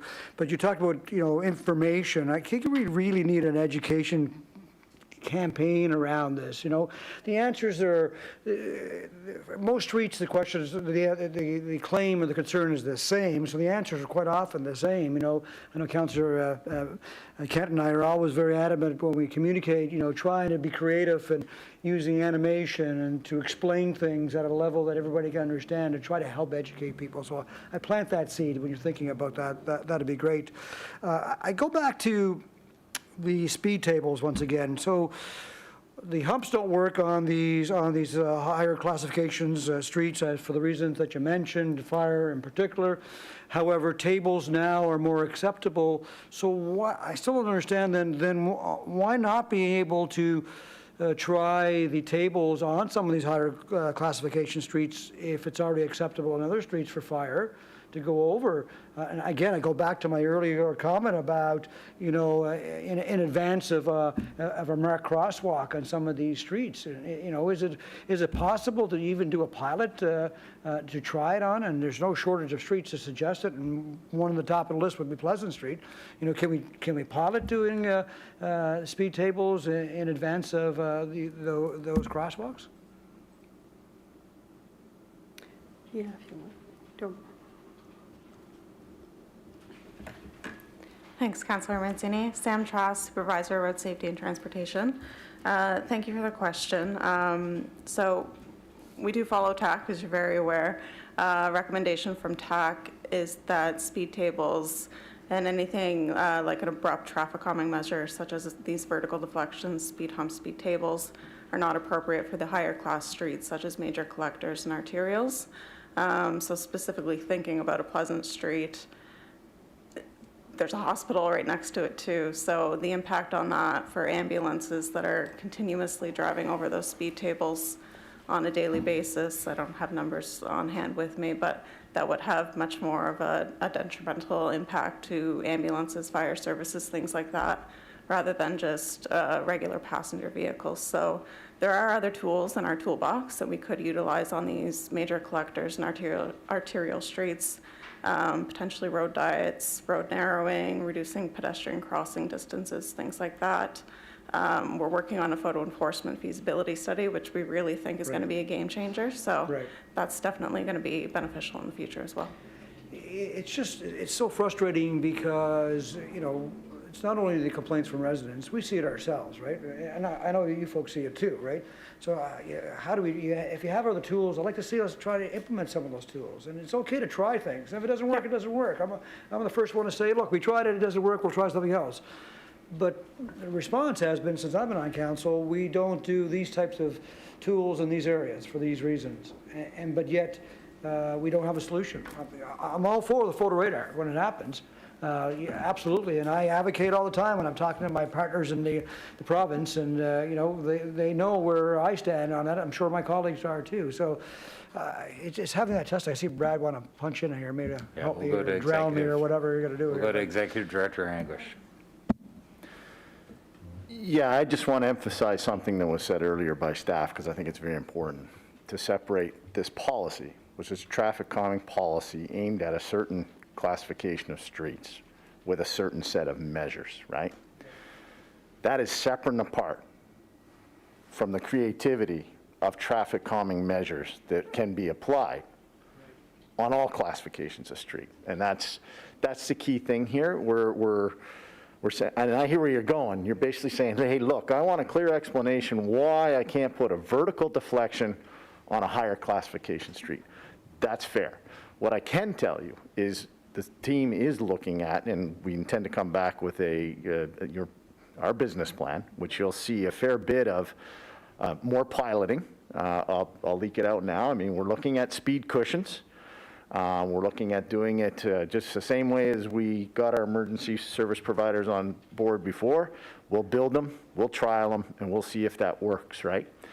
Again, I don't want to get, and we're looking at all of it, everything from raised crosswalks to, you're going to see a number of pieces come out. But I think the key thing is, as Mr. Williams sent around, you see it right in the Ottawa handbook. I mean, we're all nationally following the TAC guidelines because we basically need that consistency among cities when people travel from city to city, that they can expect that basic understanding and experience when they're driving. So we get it, and we're working within that framework, but we're pushing the edge. And I just want to reassure you that. And there's nothing in this policy, as may have been suggested, that limits us from pursuing traffic calming measures on higher order streets. I want to be clear on that, right? Yeah. Thanks. Councillor Mancini has mic for Yeah, 10 so seconds. thanks, Brad. I appreciate that. And I appreciate that, the hear the pilot, and I think we need to communicate that with our residents. I do, and we don't have time, I know, but new developments I wanted to talk about when we're creating new division, you know, are you speaking to our planners, and are those planners speaking to the developers? We have two major projects in Dartmouth in my district, Port Wallace, significant project, Shannon Park, another significant project. When they're built, I don't want to be coming back in 15 years' time, whoever's here in my chair in 15 years' time, to say, how do we slow down the traffic, right? Yeah. And the other one That's is, inevitable no matter what you do, yeah, I know. but. The speed thank- sign policy, I don't know where we are with that speed signs policy. So thank you, Mr. Chair. Thank you, Councillor Mancini. Do you have any last words, or? Speed display sign policy will be out within the next week or so. I take full responsibility for the delay. I believe you're speaking about speed design. Yeah. Team's just getting it ready. We want to make sure it goes out with a full communication to council, so. So I've had several councillors look at me and see if they could have a third go, but we haven't gotten to the Spring Garden report yet, and we're only have 40 minutes left in the meeting. So with all due respect, we're going to move on. Only person left who can speak is me, and I'm not going to. So with that, I'm going to call the question. All those in favor? Oh, Councillor Oathead, sorry, you've already had two goes. I just had a quick question about, do we still have quorum? Because I haven't bothered getting an asterisk shortly, but I So we have, if two people in the chair are here, we have quorum. So you vote on this and you can scarper and you're fine. Okay, so, wait, they leave the house eventually? All right, so all those in favor? Opposed? Carries unanimously. Thank you very much for that. So Councillor Oathead's leaving for far more important things. Councillor Russell went to the Halifax Partnership Board. We're going to move on now to 1212 Spring Garden Road, impacts of daytime transit corridor, priority corridor. We have staff coming forward after a moment of decontamination. Thank you, guys. Thank you.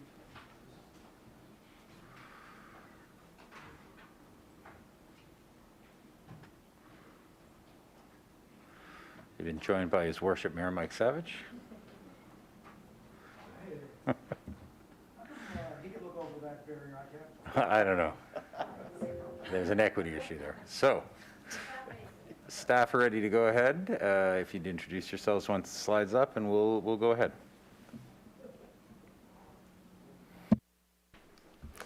Hello, my name is Laura Wilkinson. I am a planner with the streetscaping team here, and I am the project manager for the Spring Garden Road construction project undergoing right now. So before we get into all of the data that we're here to talk about today, I wanted to give a quick little recap of what we've been doing for the last few years. So this project started back in 2018 with the launch of the stoplet, which I'm sure all of you remember, the wooden deck out on Spring Garden Road.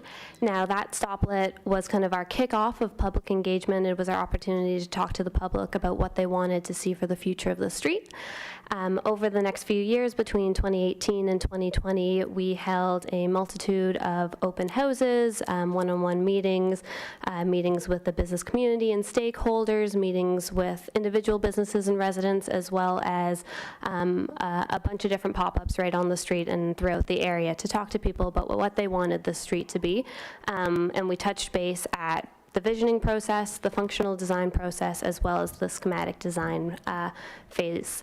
In 2019, we came back to council with the functional plan report based on the engagement that we had completed. And what we asked council at the time for was direction on the built form of the street. And that built form included some standard operational proceedings to go along with that. But what we wanted to look and come back on was the operational component of the street.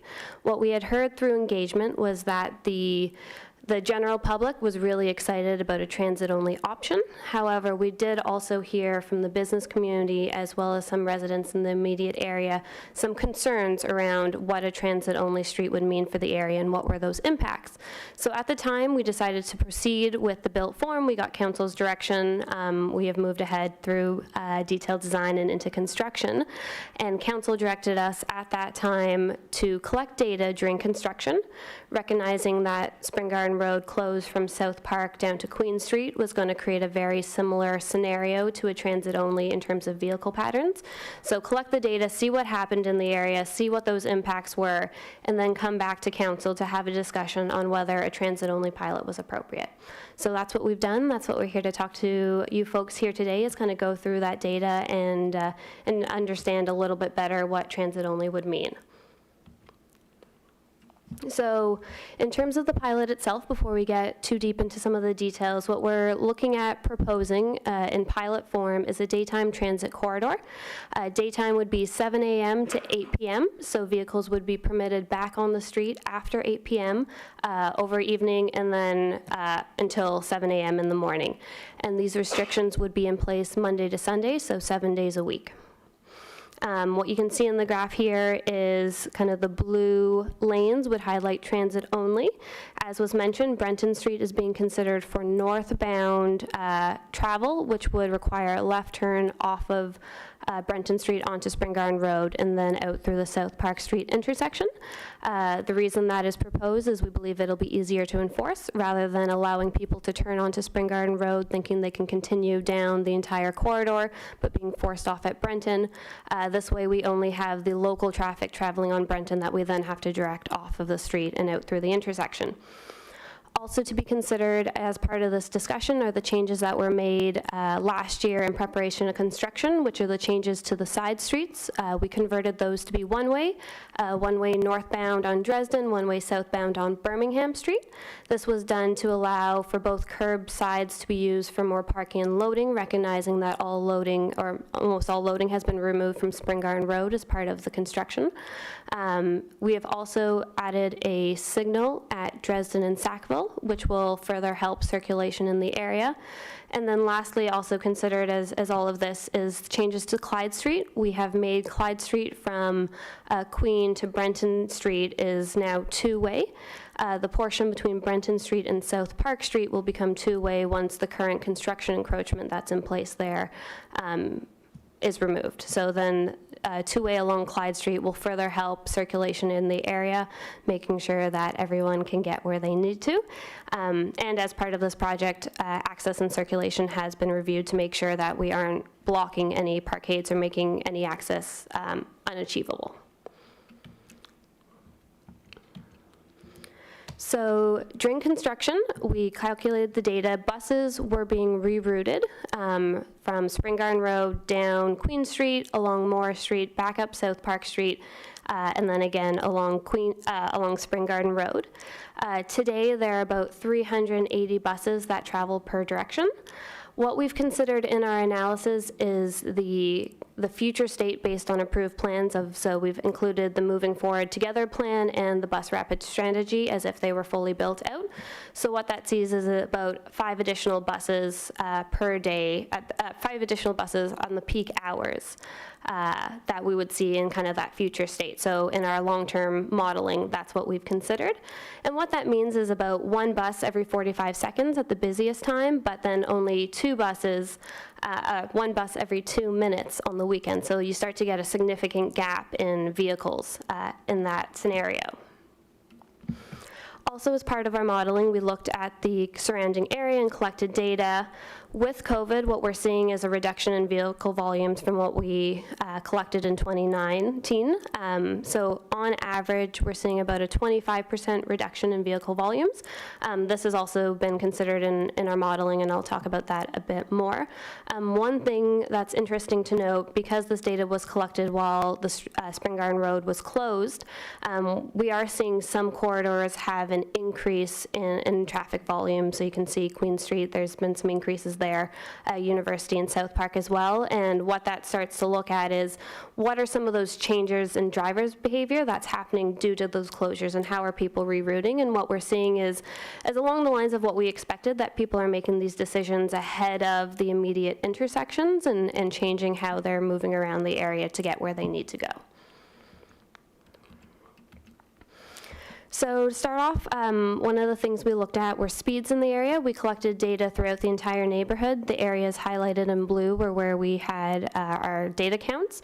Because of the COVID pandemic, we weren't able to get volumes that we could compare kind of hand in hand because traffic volumes are a little bit different right now than in usual scenarios, but we were able to collect speed volumes, which allowed us to understand if there were any changes in drivers' behavior. The 85th percentile, as my colleagues before me mentioned, is kind of that magnitude of what we use to measure speeds in an area. There was no change in speeds during construction. All speeds are kind of in the usual threshold of 30 to 40 kilometers an hour, which is below the posted speed limit. Additional to the data counting, we also did modeling of the different intersections. So what I've got on the left here are the different base scenarios that we are looking at. So 2019, pre-pandemic and pre-construction. 2021 during construction, so that's the data that we counted as is happening today on the street. The 2021 transit-only pilot base scenario took the exact volumes that we counted today, so the same as the during construction scenario, and we just moved the buses from Morris Street up on Spring Garden Road. As I mentioned, COVID has altered the volumes in the area, so we've also done some sensitivity modeling for the transit-only scenario that adds additional volumes to account for the changes in COVID volumes, but also just seasonal fluctuations and if we do happen to see traffic volumes increase in the future. So just to go over quickly here, our base scenarios. So again, that's the 2019, the 2021 during construction, and 2021 transit only.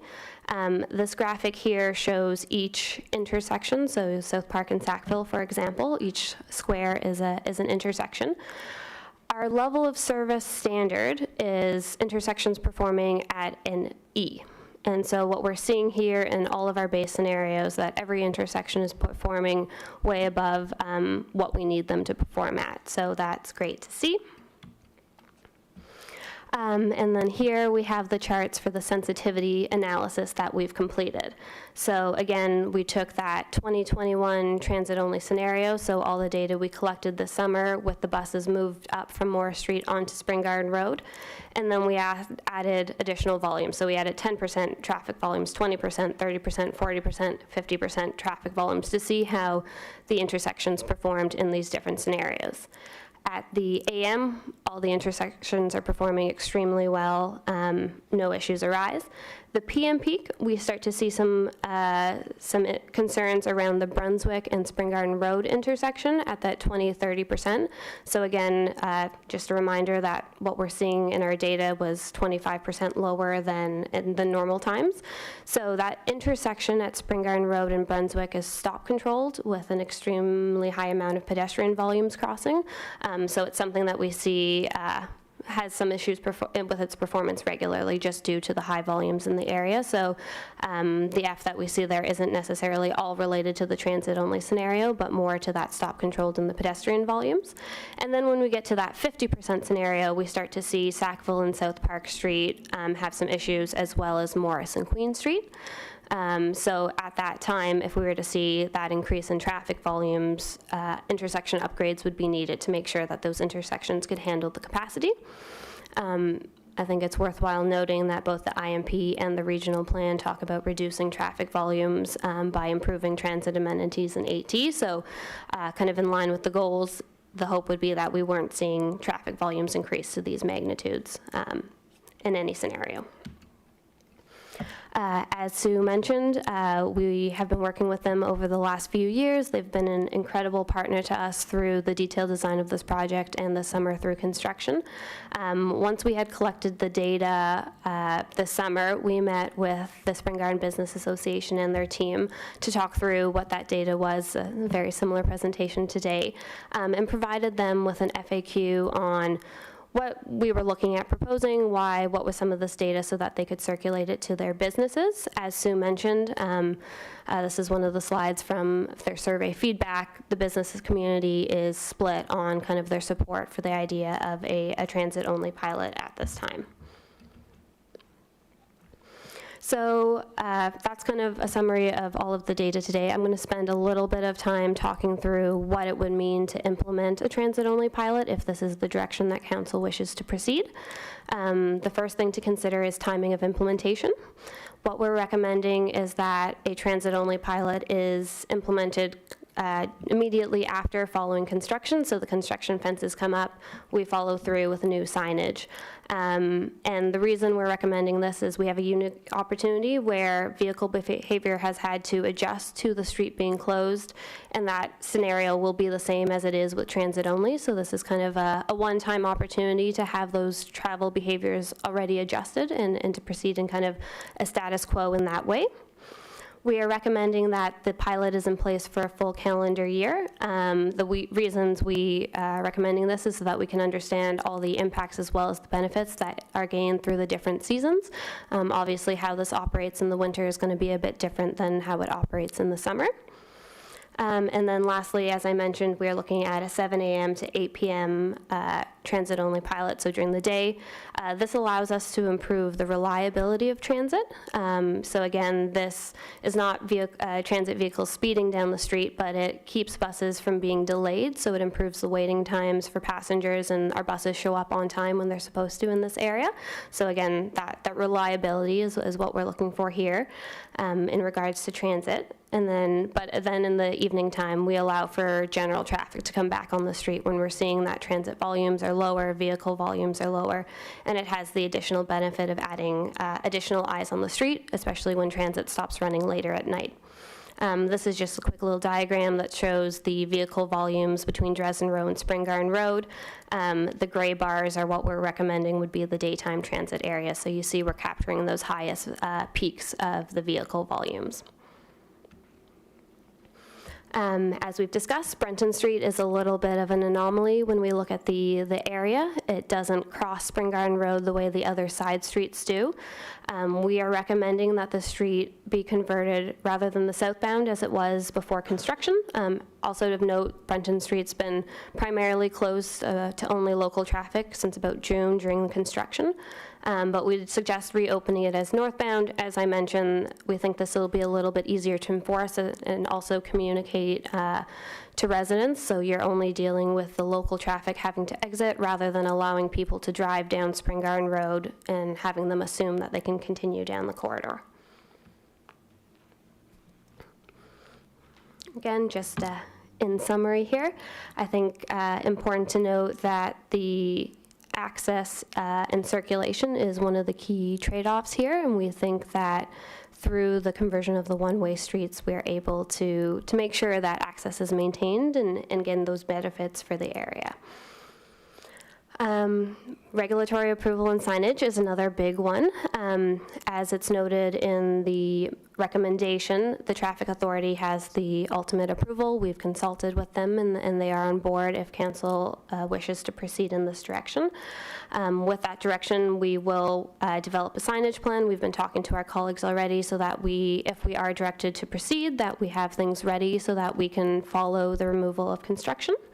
The signage that we are anticipating you would see would be the similar to what you see on bus-only lanes right now, which would be that time-limited bus-only sign, and that would be located at the main intersections, Queen and South Park, as well as your kind of more standard turn restriction signage at the side streets.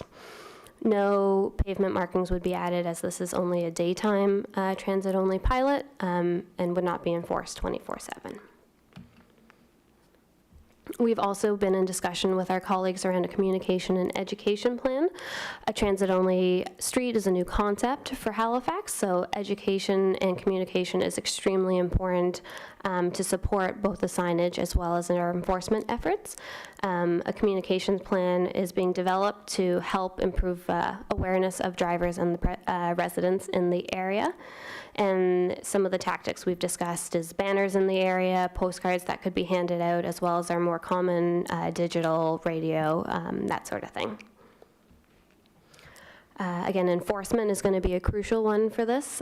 We've been talking with our colleagues at the Halifax Regional Police. They're aware of this proposal and are willing to support us through both on-street education, followed then by enforcement to the extent they are able to. In order to have more dedicated presence in the area, we've discussed allocating operating funds to allow to have more enforcement. What we're thinking is about 4 hours per day following immediate implementation, again, to help communicate that change immediately. As well, we've talked to our colleagues at Halifax Transit and Compliance, who will support HRP's efforts in enforcement by enforcing stopping, loading, and parking violations both on Spring Garden Road as well as on the side streets in the area. Compliance added an additional dedicated enforcement officer last year for this area, recognizing that especially loading is extremely complicated and busy, and so we have that resource for the next few years. And then lastly, measures of effectiveness. As was mentioned, this pilot project is done to see how well it works. We, like anything, we make some assumptions and we have to see what actually happens. In order for the pilot to be a success, what we're looking is for pedestrian and transit improvements with minimal negative impacts to the surrounding area. And I want to highlight that the pedestrian experience is one of the key factors to be gained here. So while we are looking at improved reliability for transit in the area, it's 4 blocks in our corridor. What we're really expecting to see is that the transit-only proposal would further enhance the place aspect of the new Spring Garden Road design and Spring Garden Road as a destination and time to spend time. Some of the possible evaluation metrics, as was mentioned earlier, one we'd love to do with collaboration with the businesses is look at business sales and see how they're impacted. Other ones are pedestrian transit rider experience in the area, transit travel time, and another big one is compliance and enforcement review, how we're able to enforce and see if that's working.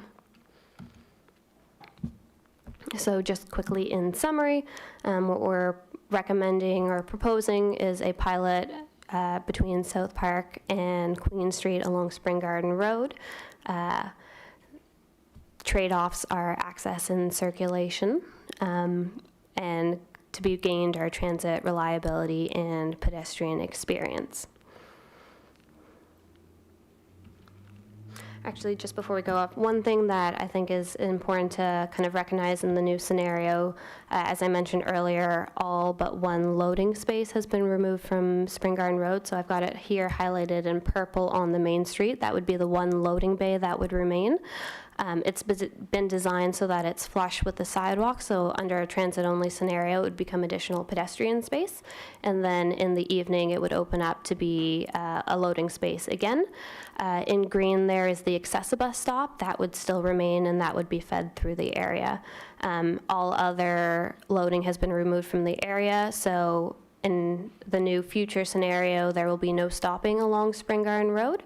And vehicles that will be driving down the street because of the reduced width and the curb to curb will no longer be able to drive around the transit vehicles that are stopped at the bus stops. Lastly, this is our recommendation here. I know you also have it in front of you, but we are recommending proceeding with a year-long daytime transit priority corridor on Spring Garden Road between South Park and Queen Street between the hours of 7 a.m. and 8 p.m., subject to HRM's Traffic Authority approval, and then also to monitor the operation of the pilot project and return to Council with a final recommendation on the configuration of the street. Thank you. Thank you, Laura. Councillor Mancini, if you'd put it on the floor.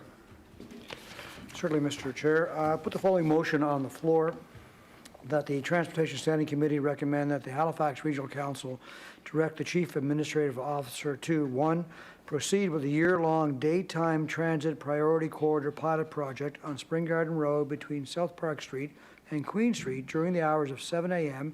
and 8 p.m., subject to the approval of the HRM's Traffic Authority, and 2, monitor the operation of the pilot project and return to Council with a final recommendation on the configuration of the street. So moved. Moved by Councillor Mancini, seconded by Councillor Kent. Do you have anything further, Councillor Mancini? I do. I'm obviously eager to hear your comments on this since it is in your district. So thank you for that, that presentation. Fantastic. I suspect, I don't know what it is across the country, but when main streets or business districts like this and transit-only options are introduced, it's probably the same response, I would suspect, right? There's concern, and valid reasons. I mean that respectfully, right? As, the valid reason, it is a change. I think what's different here is, though, the construction, right? It was shut down for the length of time it's been shut down, and people had to adjust, and you made that point in your presentation, and I think that's something to, that adds weight to it. I guess the question I have is going back to the assessment, and I looked at your slide, took a picture of it, your the measures of effectiveness, and you listed it, and you didn't show it on the slide, but you did mention in your words about the business community. That's going to be obviously key. You mentioned sales, and at the time if their sales is down, that can directly be contributed to the fact that the bus only is there. How do you determine that, right? So what's the, all the things you've listed, but how do you actually, how are you going to measure that? How are you going to measure all of these things, the feedback, that's obvious, but the travel time, how do you relate that, all that stuff to the bus-only approach? Through Mr. Chair to the councillor. So I guess I'll start with the business sales one. So what we've been looking at, we haven't fully developed the monitoring plan yet, but what we've been looking at is building off of the Gottingen Street pilot project as kind of our baseline. So Transit and my colleagues have some experience in kind of the monitoring the more technical data, our transit times, that sort of thing. We're able to pull that data. The business one is kind of a new one for us. So I don't have an exact answer on exactly what we would do, but we'd be looking to work with the Business Commission and the businesses to get some of their sales data. I think, again, COVID puts us in kind of a weird scenario where our data is a little less directive than we would like. So I think we'd be hoping to go back a couple years to see what the trends in sales were, and then again looking through the next year to see how those go. I think also in addition to direct sales is looking at things like customer numbers and seeing who's actually on the street. Is there an increase in volume in the stores as well as on the street? And then also any other additional information that the business community has available to them that they would be willing to share with us that can help us inform our decisions. Thank you for that. Is it possible, you're looking at a year for the pilot, is it possible to have a 6-month check-in on the pilot and at the same time having communication with the business community at that point in time also? And then come back and say, this is what the business community is telling, this is what our studies have found, and again, still anticipating the 12-month out, but at least there's that check-in, and I think that's favorable to probably to the business on that street. So if that's possible, and you did mention Gottingen Street. One of the mistakes of Gottingen Street was accessible parking. So has that been addressed with this? Are we going to have accessible parking maybe closer to some of those side streets to allow for that? So those 2 points, 6 months and accessible. Through you, Mr. Chair, to the councillor. So for the check-in 6 months, I think that's definitely something that is doable. It's our intention to work even closer than that with the business community through this and have more regular conversations. But if council wants to either amend the recommendation to have a formal check-in at 6 months, or just something we can come back with an information report at that time to kind of have a check-in, I think that's something that is definitely doable. I guess I mentioned if this is starting kind of, end of this year, we want to make sure that we do get to the summer to be able to see how things are different from the winter to that spring summer, because I do expect we'll see the biggest benefits at that time. That's fair. So I think 6 months probably falls into that time really well and gives us a good measure of when we can communicate. And then regarding the accessible parking, I'll just flip back to one of my slides as well. So the accessible parking was something that we had to address with the built design, because as I mentioned, with a reduced curb width and no stopping, it was something that we've kind of already removed, whether it's transit only or not. So what we've done, and as you can see on the side, there's a little teal at every corner. Oh, sorry, you can't see my slide. So at every intersection, what we've added is an accessible parking space. So we removed through the built form the one accessible parking space that was on Spring Garden Road, kind of closer to Queen Street. And when we did that, we added additional spaces at every intersection. So hoping to increase both the availability, but also, again, from a communication standpoint, people know where to look for them. It makes it a little bit easier and consistent to find. So yeah, we're right at that closest intersection there. Yeah, fantastic. I mean, we're so excited about this project. Spring Garden Road is iconic for this municipality, as is Argyle Street, so we hope our businesses on that street just blossom. So thank you, Mr. Chair. Thank you, Councillor Mancini. Councillor Kent. Thank you, Mr. Chair. I, too, am anxious to hear what Councillor Mason has as the district councillor for the area, but just following up on Councillor Mancini's thoughts, you know, I live in the Dartmouth side. I'm not of the municipality. I'm not on Spring Garden all the time, but when I go, I feel like I'm in a special place. When I think about the impact of this, and I think my biggest concern, frankly, is the businesses. I am a supporter of initiatives that change these kinds of streets to allow for a better experience, particularly around retail outlets and restaurants and such, and the volume of traffic that may or may not be on there, well, that wouldn't be on there. You know, I do like the idea of a pilot to see if we can succeed in, as Councillor Mancini said, in helping these businesses blossom, and the municipality initiate something that could be really, really useful and helpful in a lot of streets. Again, I'm going to come back to that feeling that when you go to Spring Garden Road, I remember I grew up in Shelburne. And I remember coming to the city, and we talked about going to Spring Garden Road. And my parents, guests, visitors, it's a place that people want to go. There has been change over the decades, for sure, but it is still that street that is known to be a place to go. I would not want to lose that. And when I think about that, I worry about the parking. Parking in Halifax is rough. Parking in Halifax is hard to find, and I understand that we're trying to get people to use our transit system and get out of cars, but there are a lot of visitors who will come and not necessarily do that. What will be their options when they get there? You know, I would hate to see this push people to the larger centers, although it's nice to see people coming out to Dartmouth Crossing, and Bears Lake would get some of those centers where there's larger parking. I am unsure on the timing on this. You know, it is a weird scenario. I'm even following this here.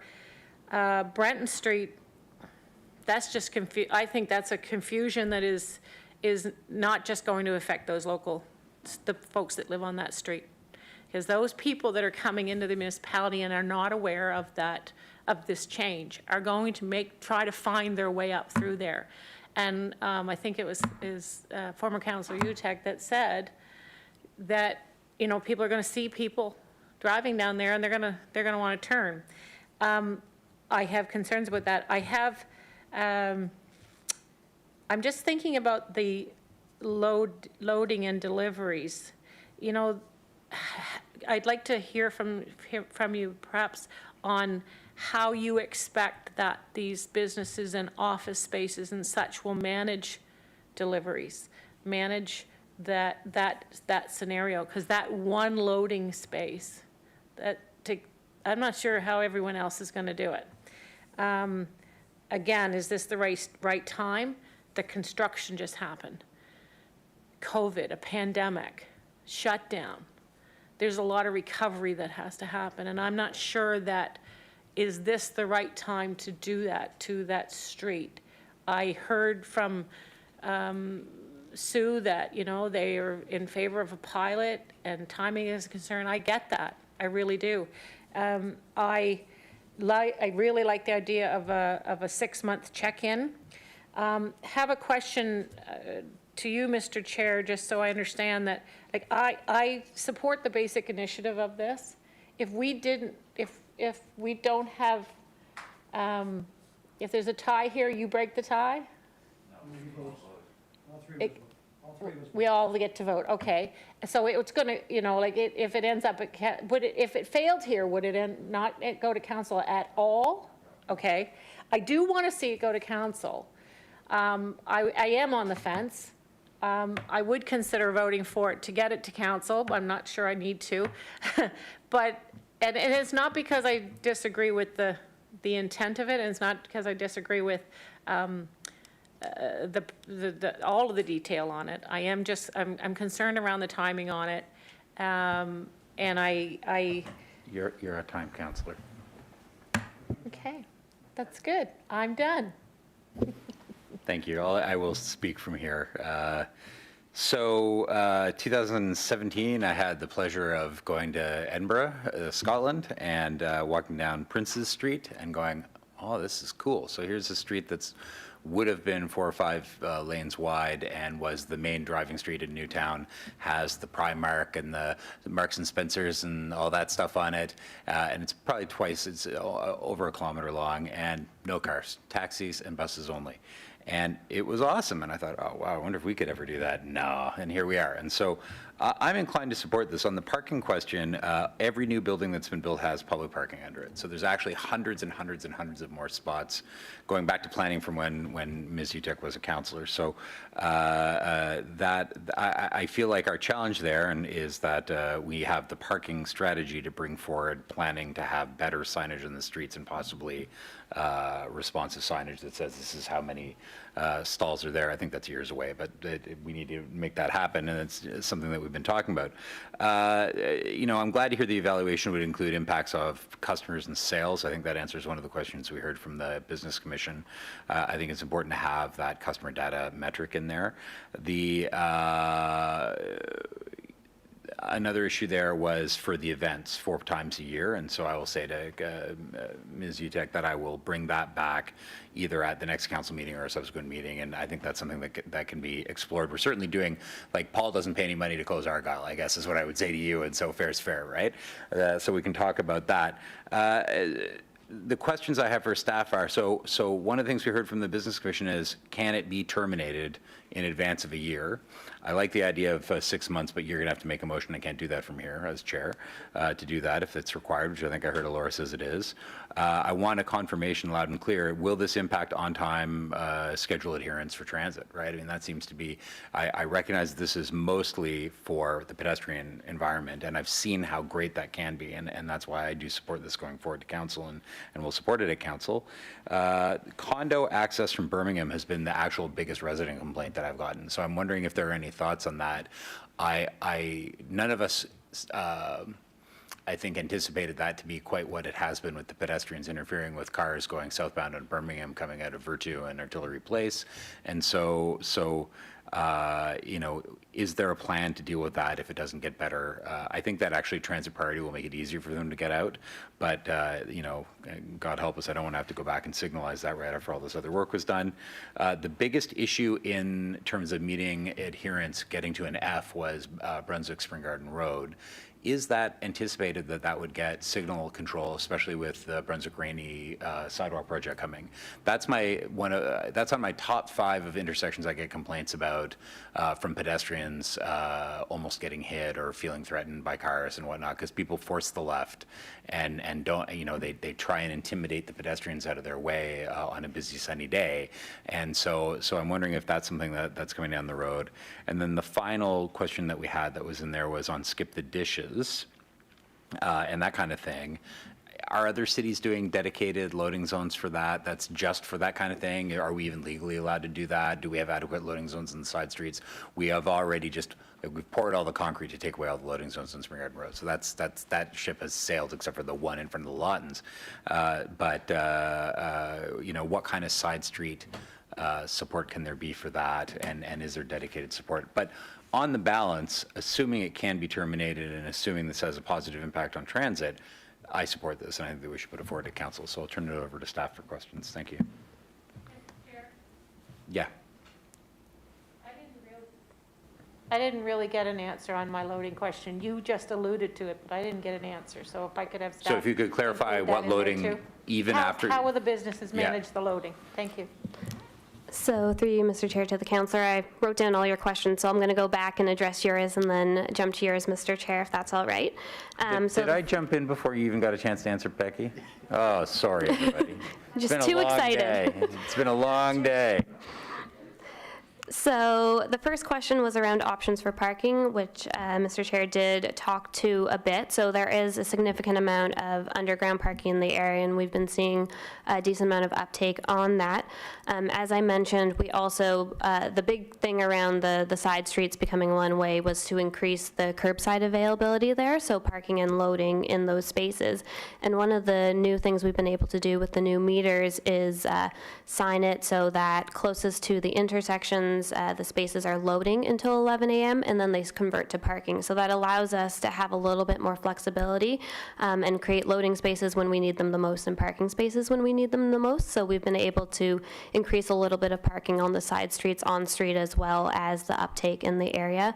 And we've been working with our colleagues in parking, and I know the Spring Garden Association as well has been working to improve communication around, where are those parkades located and how do we access that? And that's been one of our main concerns as we've kind of done this analysis to look at circulation, is to make sure that all of these parkades are easily accessible and it's clear and understandable to get to. So that's on the parking question.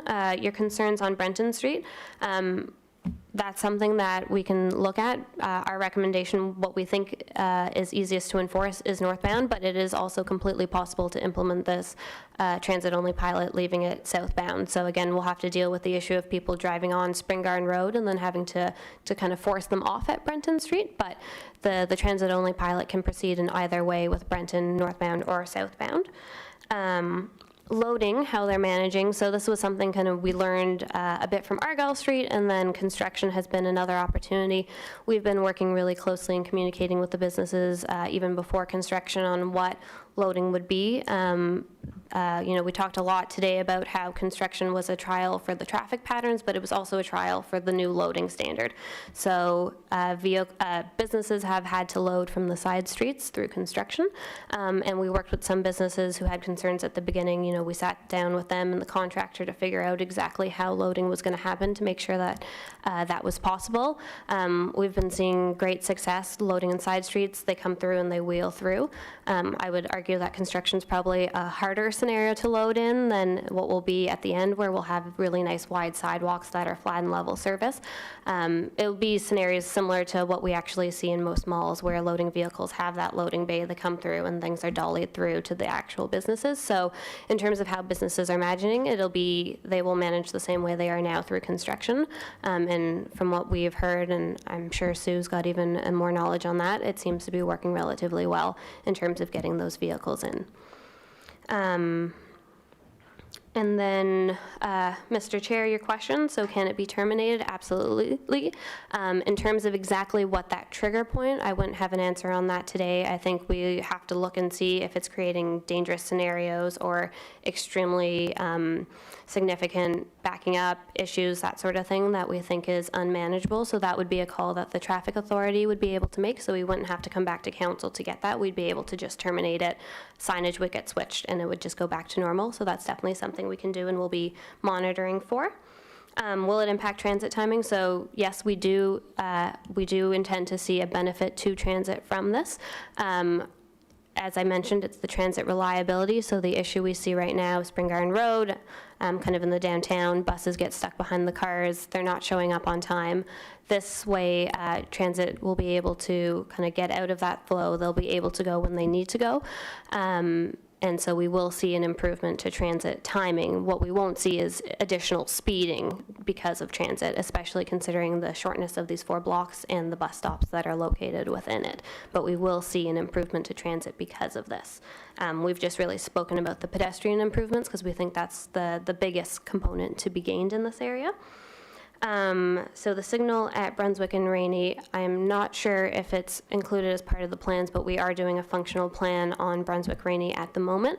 And I think now is the appropriate time to have that conversation and do the analysis and understand if that's the correct impact. So I think our team can take that away and continue to look at that as that's going on right now.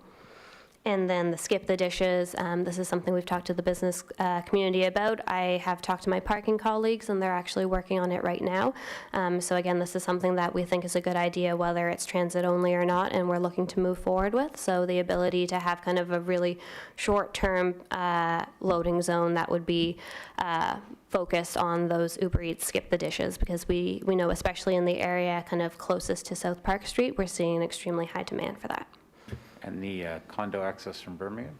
Right, sorry. And the condo access to Birmingham, so that is something that, as you know as well, as we've got some calls on, so it is something that we've been monitoring over the last little while, and we do recognize that there has been additional queuing. As you mentioned, we are expecting transit only would improve that. What we need to understand and see and continue to monitor is once we kind of remove the construction scenario, what level of impact are we having? There are different options. You mentioned signalization is one, but there's also the opportunity to convert part of it back to two-way, different solutions and intersection alignments at Artillery and Queen. So there's a variety of different options that, based on how things look in the next few months and what our analysis shows, we can respond to in different ways. So that is something that's on our radar. Thank you very much, Councillor Mancini. Mr. Chair, I'd like to maybe make an amendment to the motion, and Christy, you have it there now? Yeah, thanks, that was right under the wire, very good, good timing. I'd like to make the following amendment. It's actually changing number 2 of the motion to monitor the operation of the pilot project and return to the Transportation Standing Committee with an update no later than 6 months after the commencement of the pilot project, and then return to Halifax Regional Council with a final recommendation on the configuration of the street. Moved by Councillor Mancini. I guess that would be final recommendation of the configuration of the street in 12 months. Right. Yeah. Right. Just, In 1 year, 12 months. yeah, Which upon, wasn't, upon conclusion of the pilot, said the smart man to my right.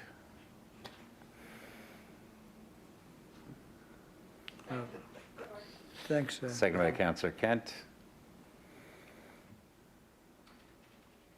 So if we could add in at the end of the configuration, recommend for the configuration of the street upon completion of the pilot, just so that it's fully clear what they're voting on.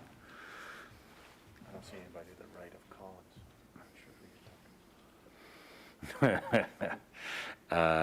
If that's all right with the remaining committee members. All right, any further discussion on the amendment? Councillor Kent. Yeah, thank you. I just, going back to the trigger point, I think that the 6-month mark is potentially offering an off-ramp if it's required. So how would we handle getting that done? To get that figured out. I guess, should it be that do we need an amendment to say within that 6-month period there would be a criteria with engagement with maybe the business association on what that could look like? Or is it just a given that something would happen? Something would be created? I feel like we're leaving a loose end. Sorry, I'm not sure if anything has to happen now with this motion, this amendment, that addresses the trigger. For potentially stopping? Well, okay, let's go to staff. I see Anita Koblenz has come forward.